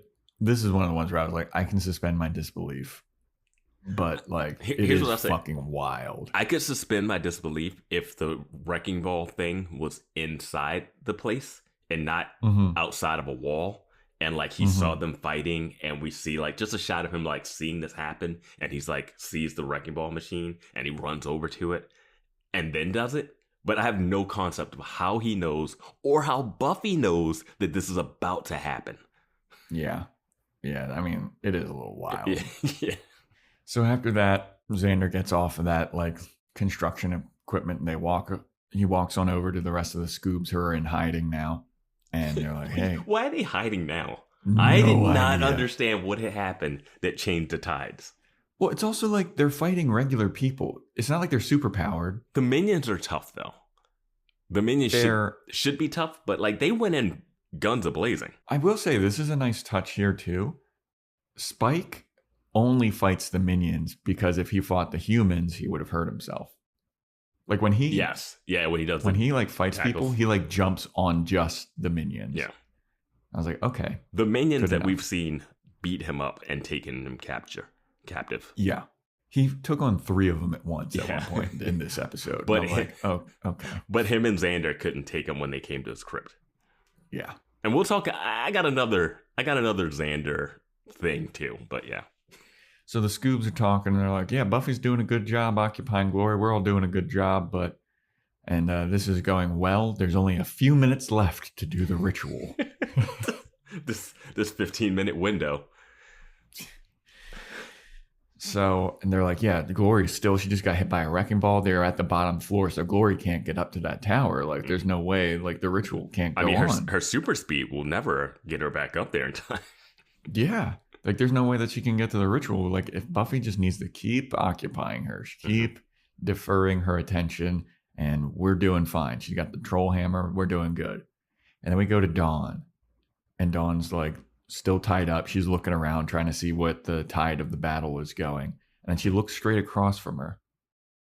And it's the fucking lizard guy. Yeah. His name is Doc. Yep. I didn't know that his name was Doc, but I saw it in the opening credits now. I saw it in the opening credits, and then Spike called him Doc later. So I was like, all right, cool. So she's like, oh, hey, you there. You can help me. Untie me, please. Untie me, please. And he walks up to her and he's like, I'm not going to fucking help you. I'm on Glorificus's side, you silly bitch. And it doesn't need to be Glory for this ritual to be carried out. And then she's like, uh-oh. And he's like, and I got a nice little surprise for you. Ready? 1, 2, 3. Shing! Pulls out a knife. Yeah. He's like, surprise. And I was like, yo, this guy is a good psychopath evil. Yes. He deserves a full arc in another season. I know. Like, I feel like they underutilized this guy. They like, really do at the end, too. Yeah. He was a really good, crazy, like, when he pulls that knife out and he's like, surprise. I was like, fuck. You know what it gives you? The way he's dressed? It gives you Hush vibes. Yes, that's what I was like, what the fuck is this? Yeah. I kind of didn't recognize him at first. But then I was like, when it gets a close up of his face, I was like, oh, okay. Oh, you're like, I thought it was Hush. That's an Academy Award winner. But I fucking loved this scene with him and Dawn. It's like, a nice little twist to throw in another wrench to this, yeah. Yeah, because we saw in the last episode when he like awakened, even though he had the sword stuck through him. Here's my question. I was going to bring this up later. How did Xander get the best of this guy? Yeah. Xander stabs this guy with a sword. From what we see, it's no way. Yeah. But he's like, I'm going to make you bleed out. Doesn't need to be Glory. And when he's like, we'll get to it. But so Spike is on the ground floor now. Spike is 8 stories below, as we decided. 8 stories below. And all the Scoobs are still in hiding. What are they hiding from? I guess they're overwhelmed. There is more crazy people than there are Scoobies. Who had the crossbow? Because the minion that does the pun gets crossbowed into the chest. You're right. I don't know who had the crossbow. Okay. I just thought about that. Yeah. Yeah. So Spike looks up and he's like, there's a guy up there. And then they show a cut to like what he's seeing, and there's no possible way he could see that. But then Willow telepathically starts talking to Spike. And she's like, Spike, you gotta climb the tower. And he's like, I don't know how I'm gonna do that. I don't know how I'm gonna be able to do that. And the rest of the Scoobies are like, who the fuck are you talking to, Spike? And Willow's like, don't worry about it. I got you covered, Spike. And then she clears a path. She does her like Tara. Separate. Her and Tara. Oh, it's her and Tara. Yeah, they're holding hands together when they do this. Yeah. Oh. But still, regardless of who did it and how many people. They do their separate spell, and it just bulldozes, clears a path, clear as day. They part the Red Sea for Spike of these crazy people. And Spike just starts running up there. Now, you must discuss this. Now, when they're leaning and they're hiding, I don't know what they're hiding from because the minions and the crazy humans do not have ranged weapons. So they are not shooting anything. They are just standing at the bottom of the stairwell. So, and then we have everyone cowering behind like construction equipment or whatever. And there's something next to Spike's ear that looks like, I was like, Willow must be talking through like a pipe. And it's like that's what I was thinking. And then you see wider and it's like, that's not connected to anything. They are telepathically communicating, which they have never done. Yeah. Didn't know this was a possibility for Willow. Yeah. Don't know why Willow can't just stand up and say this, because I can't tell how far away they are. Well, I don't know how she hears Spike when he's talking to her. I guess because he's into his mind. He's saying it out loud, but I guess... she can somehow tell someone's up there, right? Yeah. But I don't... And she's linked to Spike, but she's not linked to any of the other people. Or could she link to everyone? I know she could walk through... I know walking through Buffy's mind was supposed to be like a powerful spell. It's just a skill that comes out of nowhere that doesn't need to be there. Because she could just stand up and be like, Spike, you got to get up there. And he's like, I don't know how to get through these people. And then they're like, we got you. We've seen her move shit. Yeah. But the telepathy, I was like, when did this happen? Yeah. Like, did she get this because she mind sucked someone and now she can just get in the... I have no concept of how this works. And I don't know why they're hiding. Yeah, I don't know why they're hiding, because the crazy people aren't going after them. Crazy people are just on defense. Yeah. So they could just like stand across from them and be like, whew, man, these are tough, crazy people, regular humans that aren't superpowered. Yeah. It's like, well, the minions aren't doing anything at the bottom. And when dude, I also got to bring up, when they show the crazy people at the bottom, like guarding everything, when Spike's being telepathically spoken to, it doesn't look like any of them are like out of commission. And we saw Anya bash their brains in with bats and shit. Yeah, it's like this small group of people just standing there. Like it's like nothing. 15 of them. Yeah. Like how did none of them get like taken out? Yeah. But yeah. I don't. It's a towers. Go around the back way. Climb up. I don't know. There's only one stairwell. There's one way in, one way out. Yeah, but I feel like just climb tower, it like you Buffy can climb. Clink, clink, clink, clink. Yeah, like use the construction equipment. It has to be something that raises up. Yeah, make a fucking like a seesaw thing, and have all the scoobs jump on one side and Spike on the other and launch. What if Xander accidentally wrecking balled the tower and it was falling? I thought that would probably be a good idea, because then Dawn wouldn't be at the ritual. Buffy could probably catch her. I mean, or she just Willow died. could do a freezer in air spell. Mm-hmm. Or she just died when she falls, and they could just like they're like, whoops, job done. Yeah. Why can't Willow just do a spell to untie her from down there?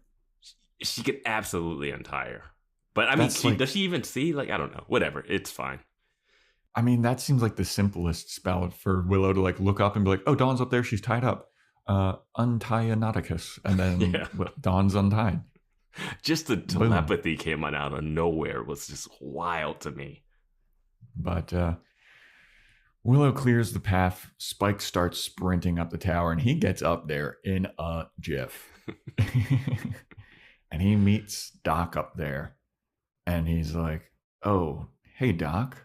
Didn't know that you were still alive. I thought that we killed you. And Doc's like, nah, double surprise, motherfucker. I'm still alive. And I'm going to bleed out this bitch. And Spike's like, can't let you do that. And Doc's like, you can try.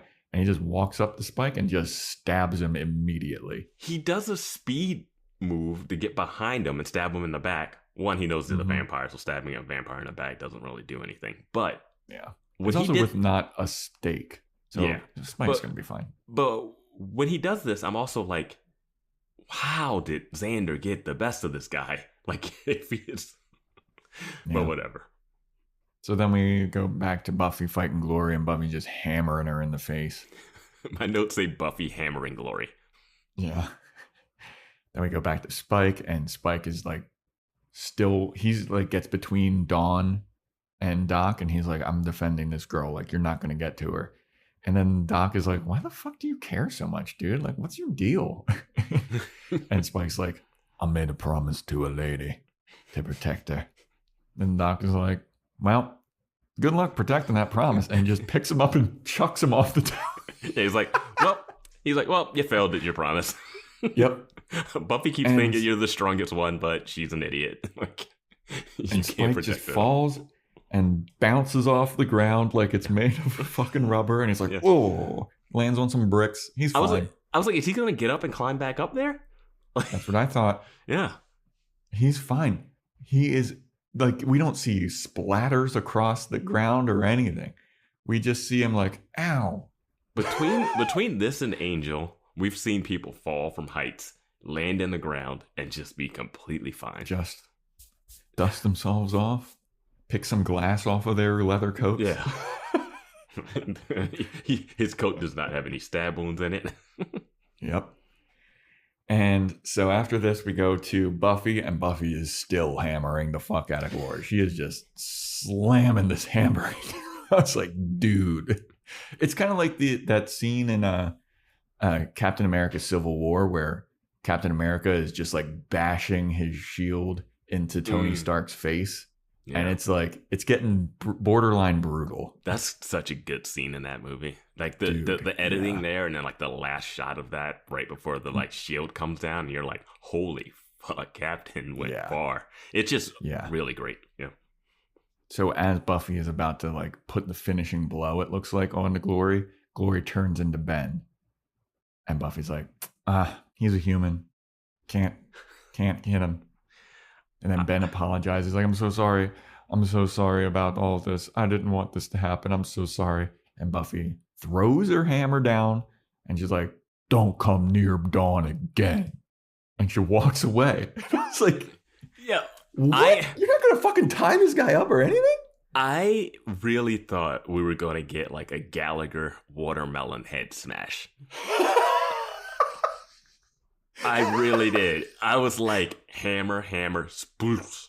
Like, you're just gonna splatter that guy's face. Like, yeah. Because he's still Glory. Yeah. And this is the thing that gets me about the Scooby sometimes. She's like, Glory, he's like, Glory, don't you dare come back and mess with me or mine, right? Like, stay away from us. But I know you have to suck brains for energy, so go do that somewhere else. Go destroy hundreds of other lives. Yeah, do it in San Diego. There's not a Slayer there. There's not an Angel there. Yeah, go 5-hour trip. You'll be fine. Yeah, go wreck and terrify everything else. But just don't bother my life. And I'm like, why do you go on patrol if you're going to let this happen? Like, like, seriously, you have to stop this. Yeah. But she doesn't. She's like, don't come near us again. And Ben's like, I promise. Yeah, I know I'm a hell demon, so my word is bond. Yeah. She walks away. And then this is an incredible scene coming up. Mm-hmm. So after Buffy walks away, and Ben's face, I also got to mention Ben's face is all fucked up too, because, you know, he is Glory, and Glory's been getting hammered in the face. He's all bloody, and Giles walks over. And Giles is like, yeah, man, that's Buffy for you, you know? She did it. She occupied you, and you're not going to get to do this ritual. And yeah, she is a thing. She's a great person or whatever. And Ben's like, he says Buffy couldn't take an innocent life. Yeah, Buffy could never take a human life like that. And Ben's like, whew, yeah, okay. That's why you were saved, Ben. And then Ben's like, okay, cool. And then Giles goes, yeah, she's a real hero. She couldn't take a human life. She's not like us. And Ben goes, us? And then Giles just puts his hand over Ben's mouth and nose and suffocates that motherfucker to death. Doesn't he put his glasses on before he does this too? Like, he takes his glasses out and puts them on. Like, you Giles, you really want to see this? Yeah. I thought he was going to stab him, personally. I didn't know that you could kill somebody like this. Yeah, I mean, you could. It's not easy. Like, it's just smothering. Vance but, like, knows everybody. I'm just saying, like, for your hand to, like, fully lock their nose tight and then be having the air seal over their mouth is not easy. Yeah. I mean, why would you do it that way? Why wouldn't you put it over his neck? Like, yeah, why wouldn't he just strangle the shit out of him, right? Like, yeah.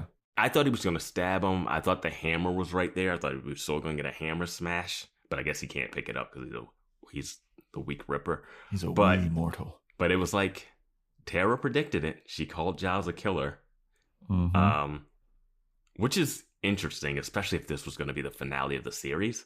I'm like, right? This is a weird end for Giles. Like, was that his arc that he wasn't willing to kill, but now he is? Like, I don't know. I feel like Giles was always willing to kill. Yeah, exactly. Like, I never pictured this being like that.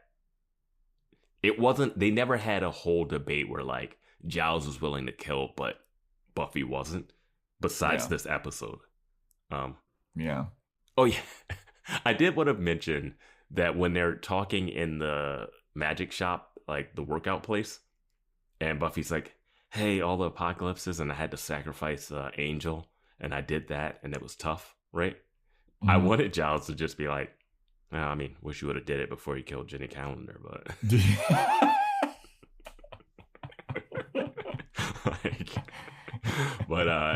yeah. Yeah, I mean, I think he has to kill Ben. Yeah. I think that's the right move. I think if you were to strangle him like this, if I'm Ben, I'm getting Glory to snap back into my body and just slap Giles off of me. Like, because you don't have to Ben's kill whole him. Thing was like he wanted to live. Yeah.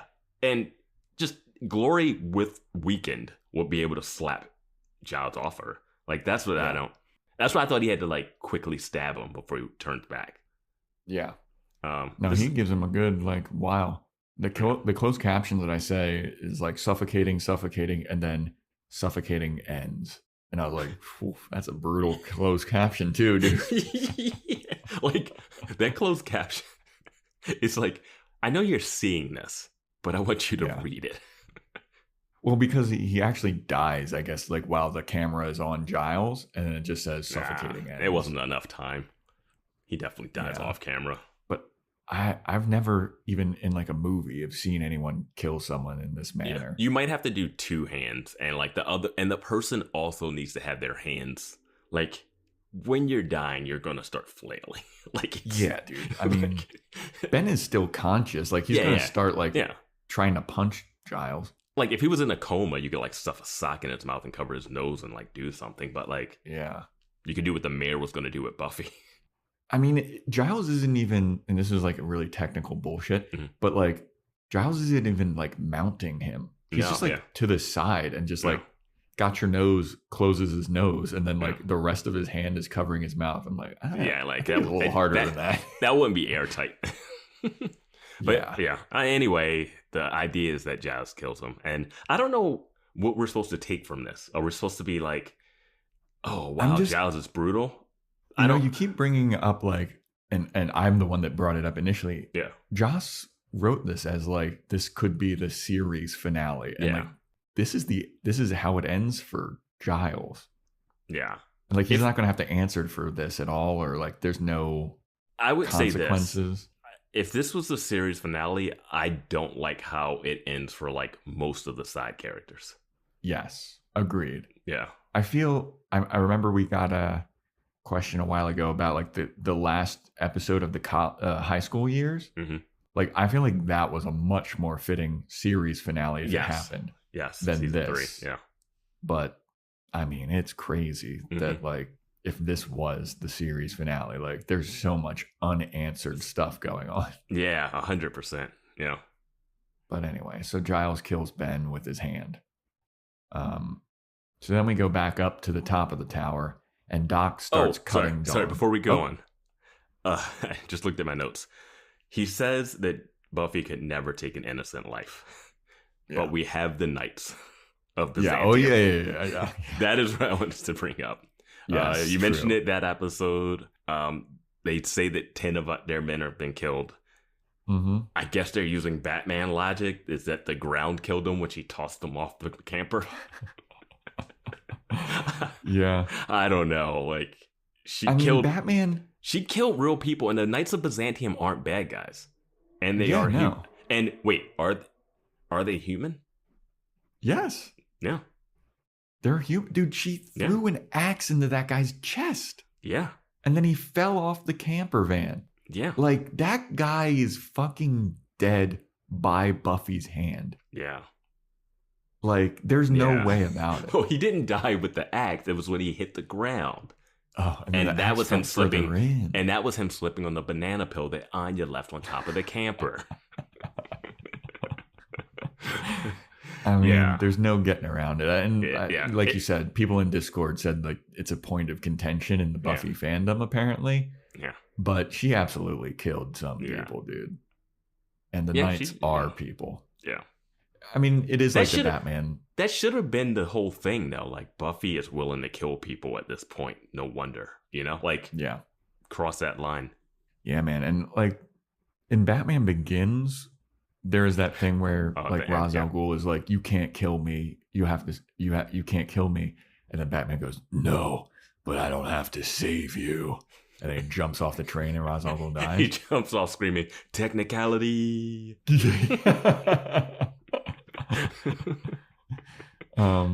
But like there are several times where Batman kills people, especially in the movies. Like, there's less, I think, less so in the comics, but like in the movies, he's always killing motherfuckers. It depends on which comic you're reading. Yeah, fair. And then like Ben Affleck's Batman was a killer too, so that version of him is a straight up murderer. Yeah. So after Giles kills Ben, we go back to Doc, who is cutting Dawn with his knife. He's slicing her and she's bleeding. And then I was just like, does Glory need to be here for any of this? No, anybody can get the key. Yeah. Glory wants it so she can go back to her home world. Okay. I thought he worshipped Glory. He does. But he thinks Glory's not going to make it or she's dead or something. So he's like, Glory's not going to make it. He's like, Glory's not going to make it up here in time, but that doesn't mean that I can't do the ritual. And this is where the ritual gets to a point where I'm like, oh, this is all you need? Yeah. Dude. So, so Dawn starts bleeding. There's blood dripping down her toes. And then Buffy finally makes it up to the top of the tower. And Doc is like, it's too late. I already started the ritual. And Buffy just walks up to this guy and chucks him off the tower. It's easily. It's funny-ish.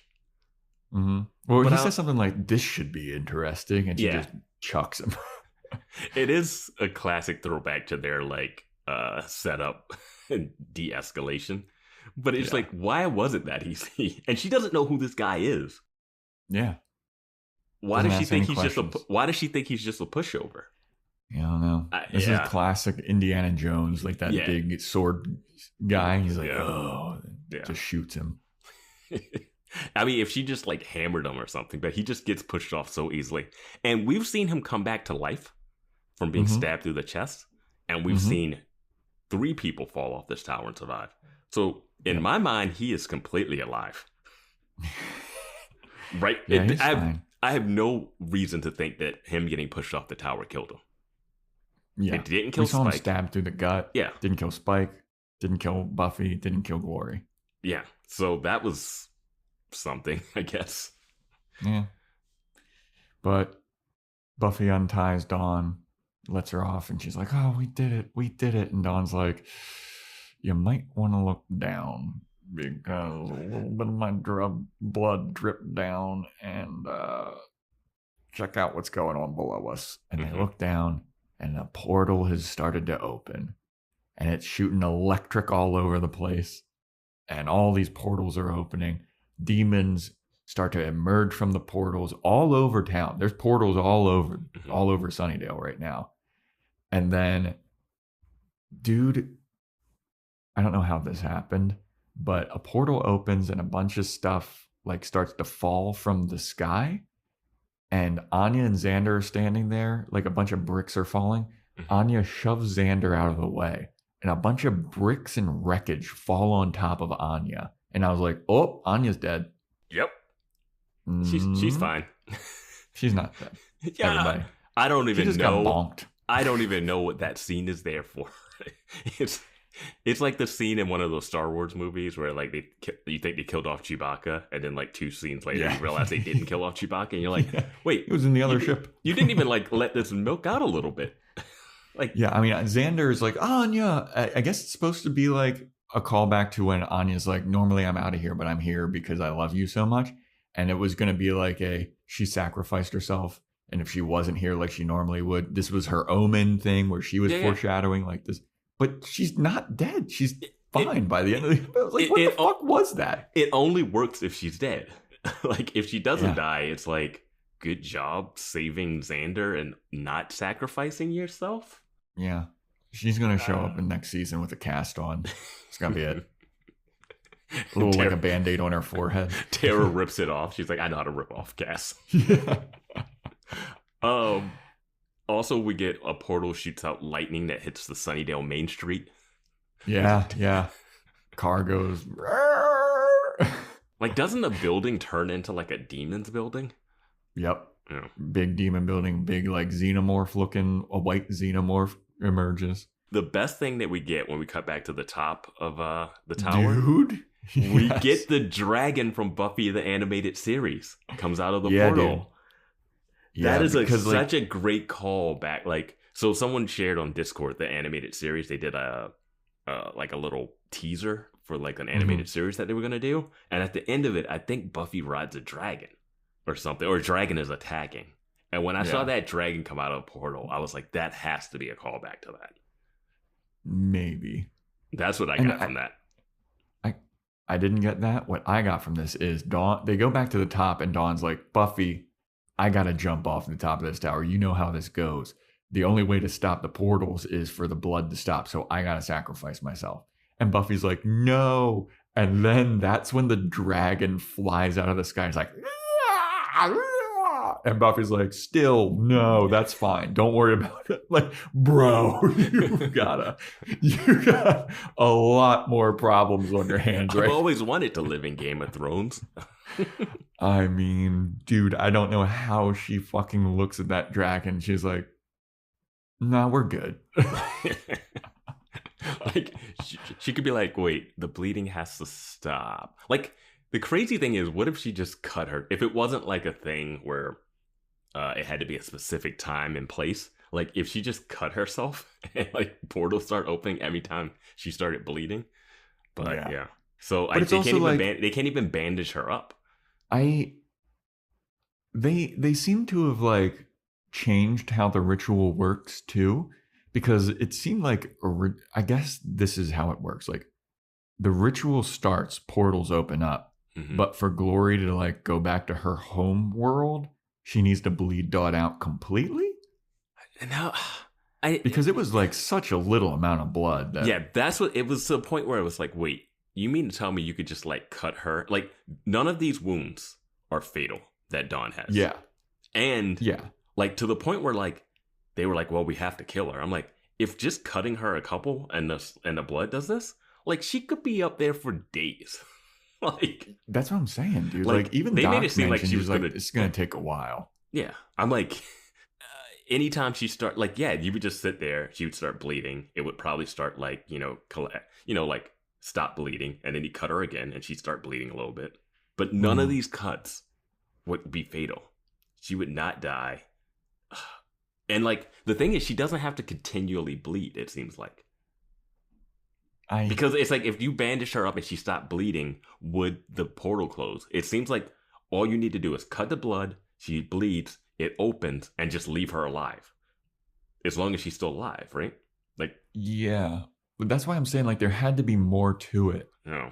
Like I feel like Glory must have, in order to complete her, like going back to her home dimension, she needs to bleed Dawn out completely, because Dawn, there was like 4 drips of blood that opened this portal, and like portals are now open all over the place and dragons are coming out. It's like, did she really need to bleed all the way out? No, not at all. Like she doesn't have to die to do this. They made it seem like she has to die. Yeah.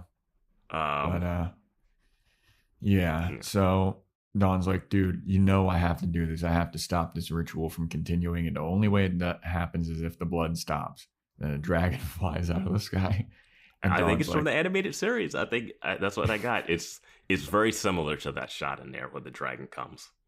And Dawn is like, dude, you know I need to go now. And then Buffy has flashbacks to her being like, Dawn, oh, you complete me. You're a part of me. And then it goes to the hospital scene where she's like, you see that blood? That's Summer's blood. And then it goes back to her being like, she's a part of me. It's more than just memories. It's physical. And then Buffy goes, Death is my gift too. Oh yeah, death is my gift. Yep. And Buffy goes, I know what I got to do. I got to sacrifice myself. And Dawn's like, no. And then we have Buffy do another speech. I was like, and then she whispers something so it can be used for the VO at the end of the episode. Yep. But Buffy tells Dawn a bunch of stuff that we can't hear. And which we will then hear immediately. Like, it's so like forced. That's the only problem. It's not done bad. It's not a bad VO. It's just like clunky the way they do it. This one is way more forced than the plan one. The plan one at least has a payoff, you know? The plan one has a payoff, and it's a little bit of a gap between the payoff, but the way they do it is it's so like obvious that they're hiding something from the audience to reveal it later. And this one was like, come on, let's see Buffy act out this scene. I was like, what did she tell Dawn that would make Dawn think that this is okay? And I will say, whatever she tells Dawn, none of it is would be great for me to be like, you need to do what you're going to do. Yeah. So after Buffy does her little, she kisses Dawn, and she jumps off the tower into the portal, into the worst CGI electricity.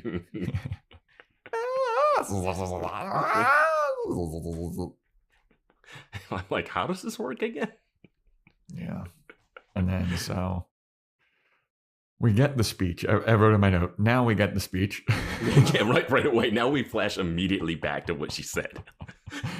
And it's, Dawn, I love you and I'll always love you, but this is the work I have to do. Summer's blood and all this shit, and tell Giles I figured it out and I'm okay with this. And I love you and mwah, mwah, mwah. I'm going to go jump off this tower real quick. And then the visual that we get is the Scoobies getting up from their fighting, because all the minions are gone now. They've all disappeared. They just all walked home. They were like, I guess this is over. They're on Indeed right now and looking for new jobs. Yeah, they're like the union hours said that we got to stop now. Our construction union. Tara's like, I can speak to the crazy people because I was one of them.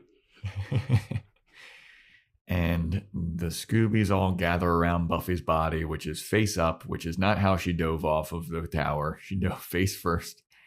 But, you know, she's face up now because, you know, we got to see her face and all that shit. I mean, when you go through a portal like that, you might flip around and get turned. Fair enough. Yeah. I've never dove through a portal, so you've never divin into a portal. Then we go back to the speech that Buffy was giving Dawn, and Dawn's like, give love to all my friends. You have to take care of them now. You have to take care of each other. Be strong. And the hardest thing in this world is to live in it. Be brave and live for me. The hardest thing to do in this world is to do the opposite of what I did. I took the easy way out. And then we get a cut to Buffy Summers' grave. It says Buffy Ann Summers, 1981 to 2001. She was a loving sister and daughter. And the quote on the epitaph.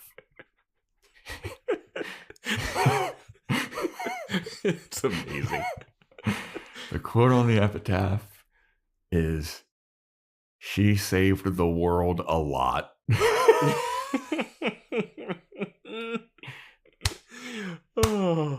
They buried her where she worked in the graveyard, dude. Dear God. It's nice of the portal to like spit her out, so that she can have a proper burial. Yeah. Are all those demons still out in Sunnydale? Like, that dragon's still on the loose, right? I don't know. Death was her gift. Yeah. If this is the series, if this was written thinking that this is it, like, what the fuck? At the end of season 7, we'll have a real debate of whether or not this is a better. Like, right now, we're saying that season 3's finale is a better finale than this. It's the best finale of all of the season finales, for sure. What was season 2 finale? Was that Angel getting sucked into a portal? Yeah. Yeah. That was a cliffhanger. Yeah, that was good. But yeah, I think season 3 is, if the series never went past that, we would miss some great episodes. But as a 3-season arc, it would be pretty great. Mm-hmm.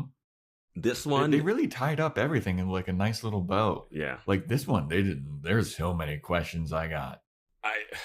So much. Like, we see Spike crying at the end, and like he's down. The whole Giles killing Dr. Intern Ben is just like a moment that doesn't really ring. And I will say, we predicted that Dr. Intern Ben would like sacrifice himself, and that did not happen. He was not trying to give up. And then Willow and Tara are kind of back together, and she's super OP.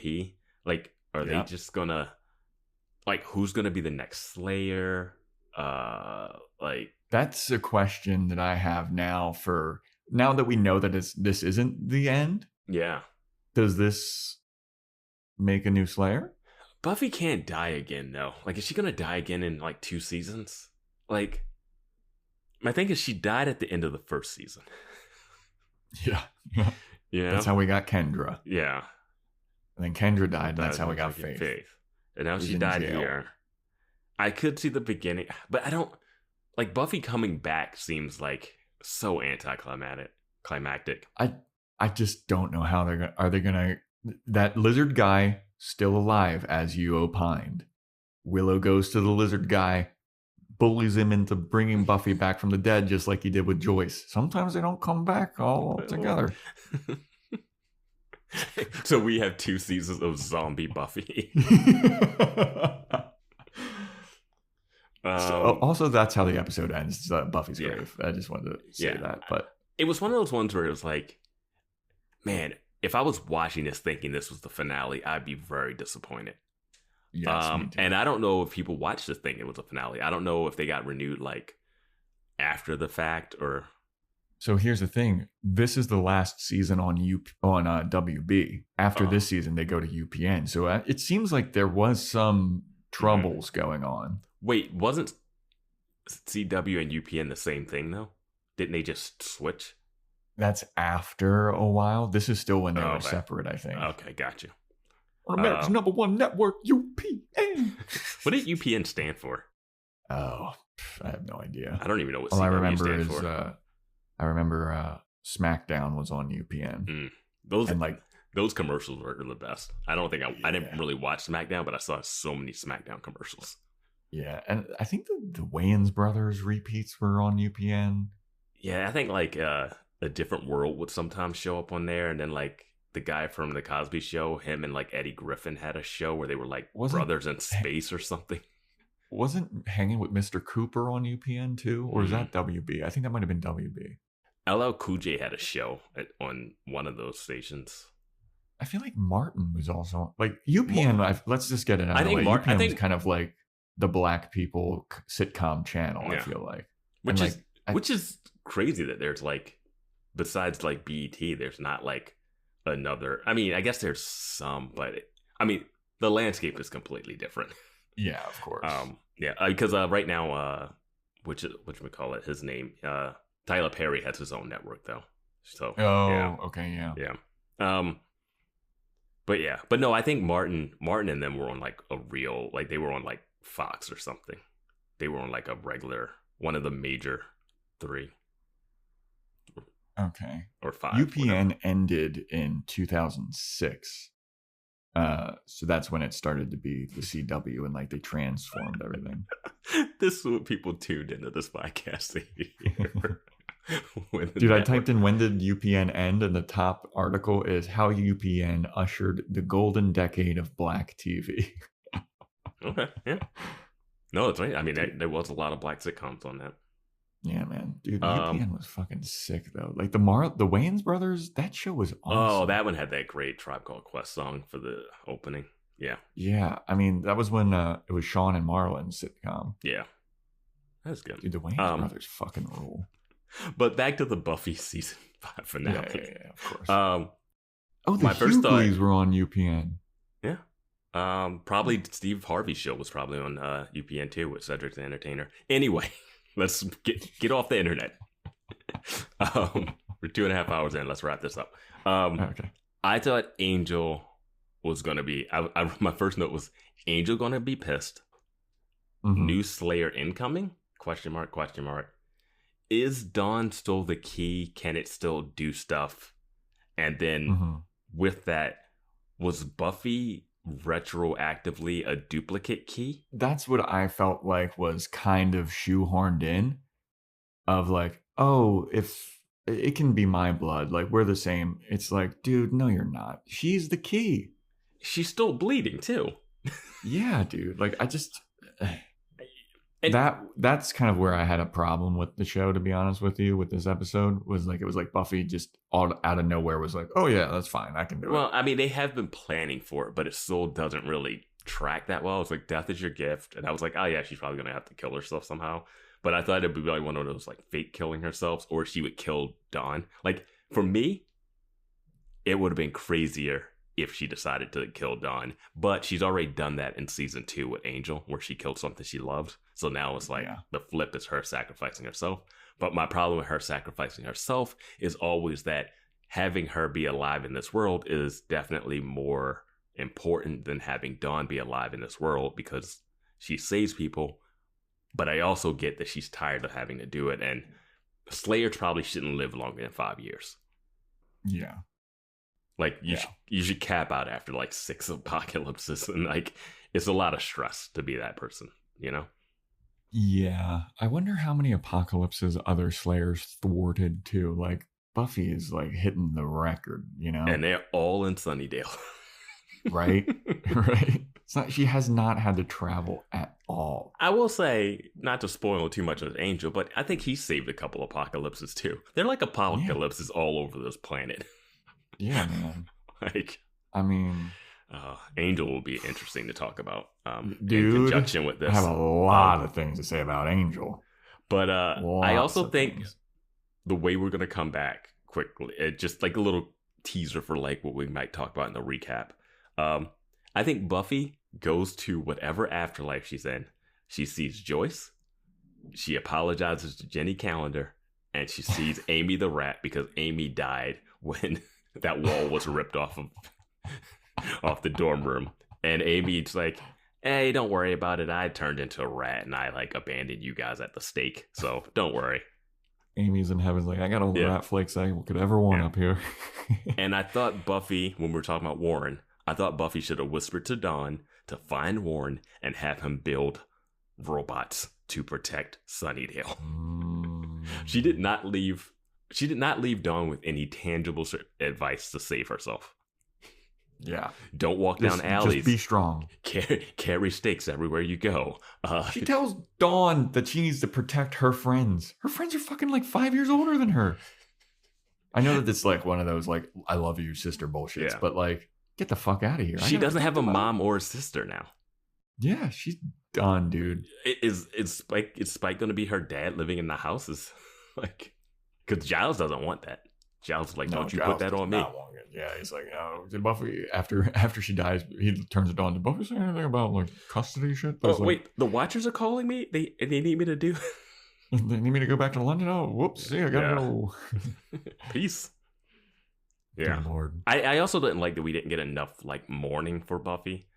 You know, I feel like there needed to be more time after she died, not like just not like a VO. Like I needed to see, You know what I would have liked to see? Just like that little, what their life is like now. What if it's like all the scoobs around the grave instead of just the headstone, like with flowers? Or I don't even funeral? need that, but I just need to see like Anya moving into Xander's place, like Willow and Tara back in school or whatever. Giles is working with this. Spike walking with Tara, and you see like he's dropped, like he's gonna be around to help, like just to see like, okay, this is what the status quo is gonna be, and then you could have, like I just need a little more of a epilogue there. Yeah, if this was written as the series finale, that is absolutely needed. Yeah, but luckily it's not. Yeah, and we still have 2 more seasons of this bad bitch. Yeah. So that is season 5. There, everybody. Do we normally? Do we normally do the title? Okay. We normally do. We absolutely do. Okay. And here is the title of the first episode of season 6. You ready for it? I'm ready. It is Bargaining Part 1. Bargaining is the first stage of grief. Yeah. I gotta say too, like, we see that they buried Buffy. Like, her body is in the ground. Nothing matters, dude. No. Angel just came out of hell, like, feral. Like, that's something that happens. I think it's going to be bargaining, like they're bargaining their first stage of grief, but also maybe Buffy's bargaining with, like, some kind of god. Do you think that Buffy ever deals with the powers that be? Like, not to spoil anything, but, like, the powers that be are, like, a big force in Angel. Yeah. No, because I had made a prediction about them in Angel. And so I'm going to stick with that prediction I made in Angel. I just think it'd be really weird for Buffy to bargain to come back to life. Like, it seems like she was done. Yeah. 2 more years of this crap? Does this make a new Slayer, though? It has to. It feels like it. It has to, because the first time, like, she died for like 2 minutes and we got a new Slayer. So she's in the ground, bro. Like, there's got to be a new Slayer. Yeah. Ooh, maybe a new Watcher too. Oh shit. Yeah. That'd be cool. I don't know why they go to Sunnydale, but yeah. Yeah. All right. Well, anything else to say about this one, Vance? No, we'll discuss more of this in the recap episode, which will be hopefully shorter than this one. Yeah, we'll have some time to sit and stew and think on it, sleep on it, pray on it, all that jazz. Yeah. And that's a wrap for The Gift, everybody. Thank you for listening. Thank you for all the stuff. If you want to get a shout out, Apple Podcast 5-star rating and review, or a Spotify 5-star rating, screenshot it, send it to my DMs at Joe Welke. Join our Patreon, where we do Boys Watching Angel, Boys Watching Movies, just did Snatch, Joe's Fashion Report /corner. Follow the Instagram at Boys Watching Buffy. Email boyswatchingbuffy@gmail.com. Take part in our little end of season recap listener poll thing, and also questions, which will be posted all over the place, especially in our Discord. Join our Discord, where we do a lot of chatter about this. There's going to be a lot of chatter about this episode, I feel like. Stay tuned for our season 5 recap episode, which will be the next one. And until then, we'll talk to you later. Buy some merch. Buy merch. We got merch now. Yes, forgot about the merch. Amazon wishlist too. Buy some merch. We'll see you next time for that season 5 recap.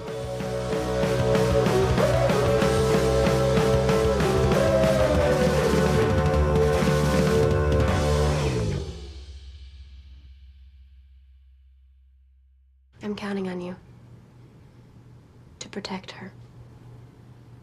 Till the end of the world. Even if that happens to be tonight. I'll be a minute.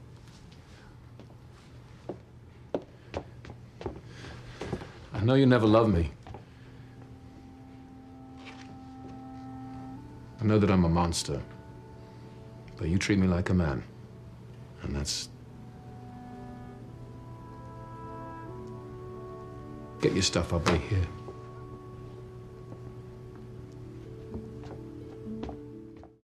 Seltzer Kings Podcasts.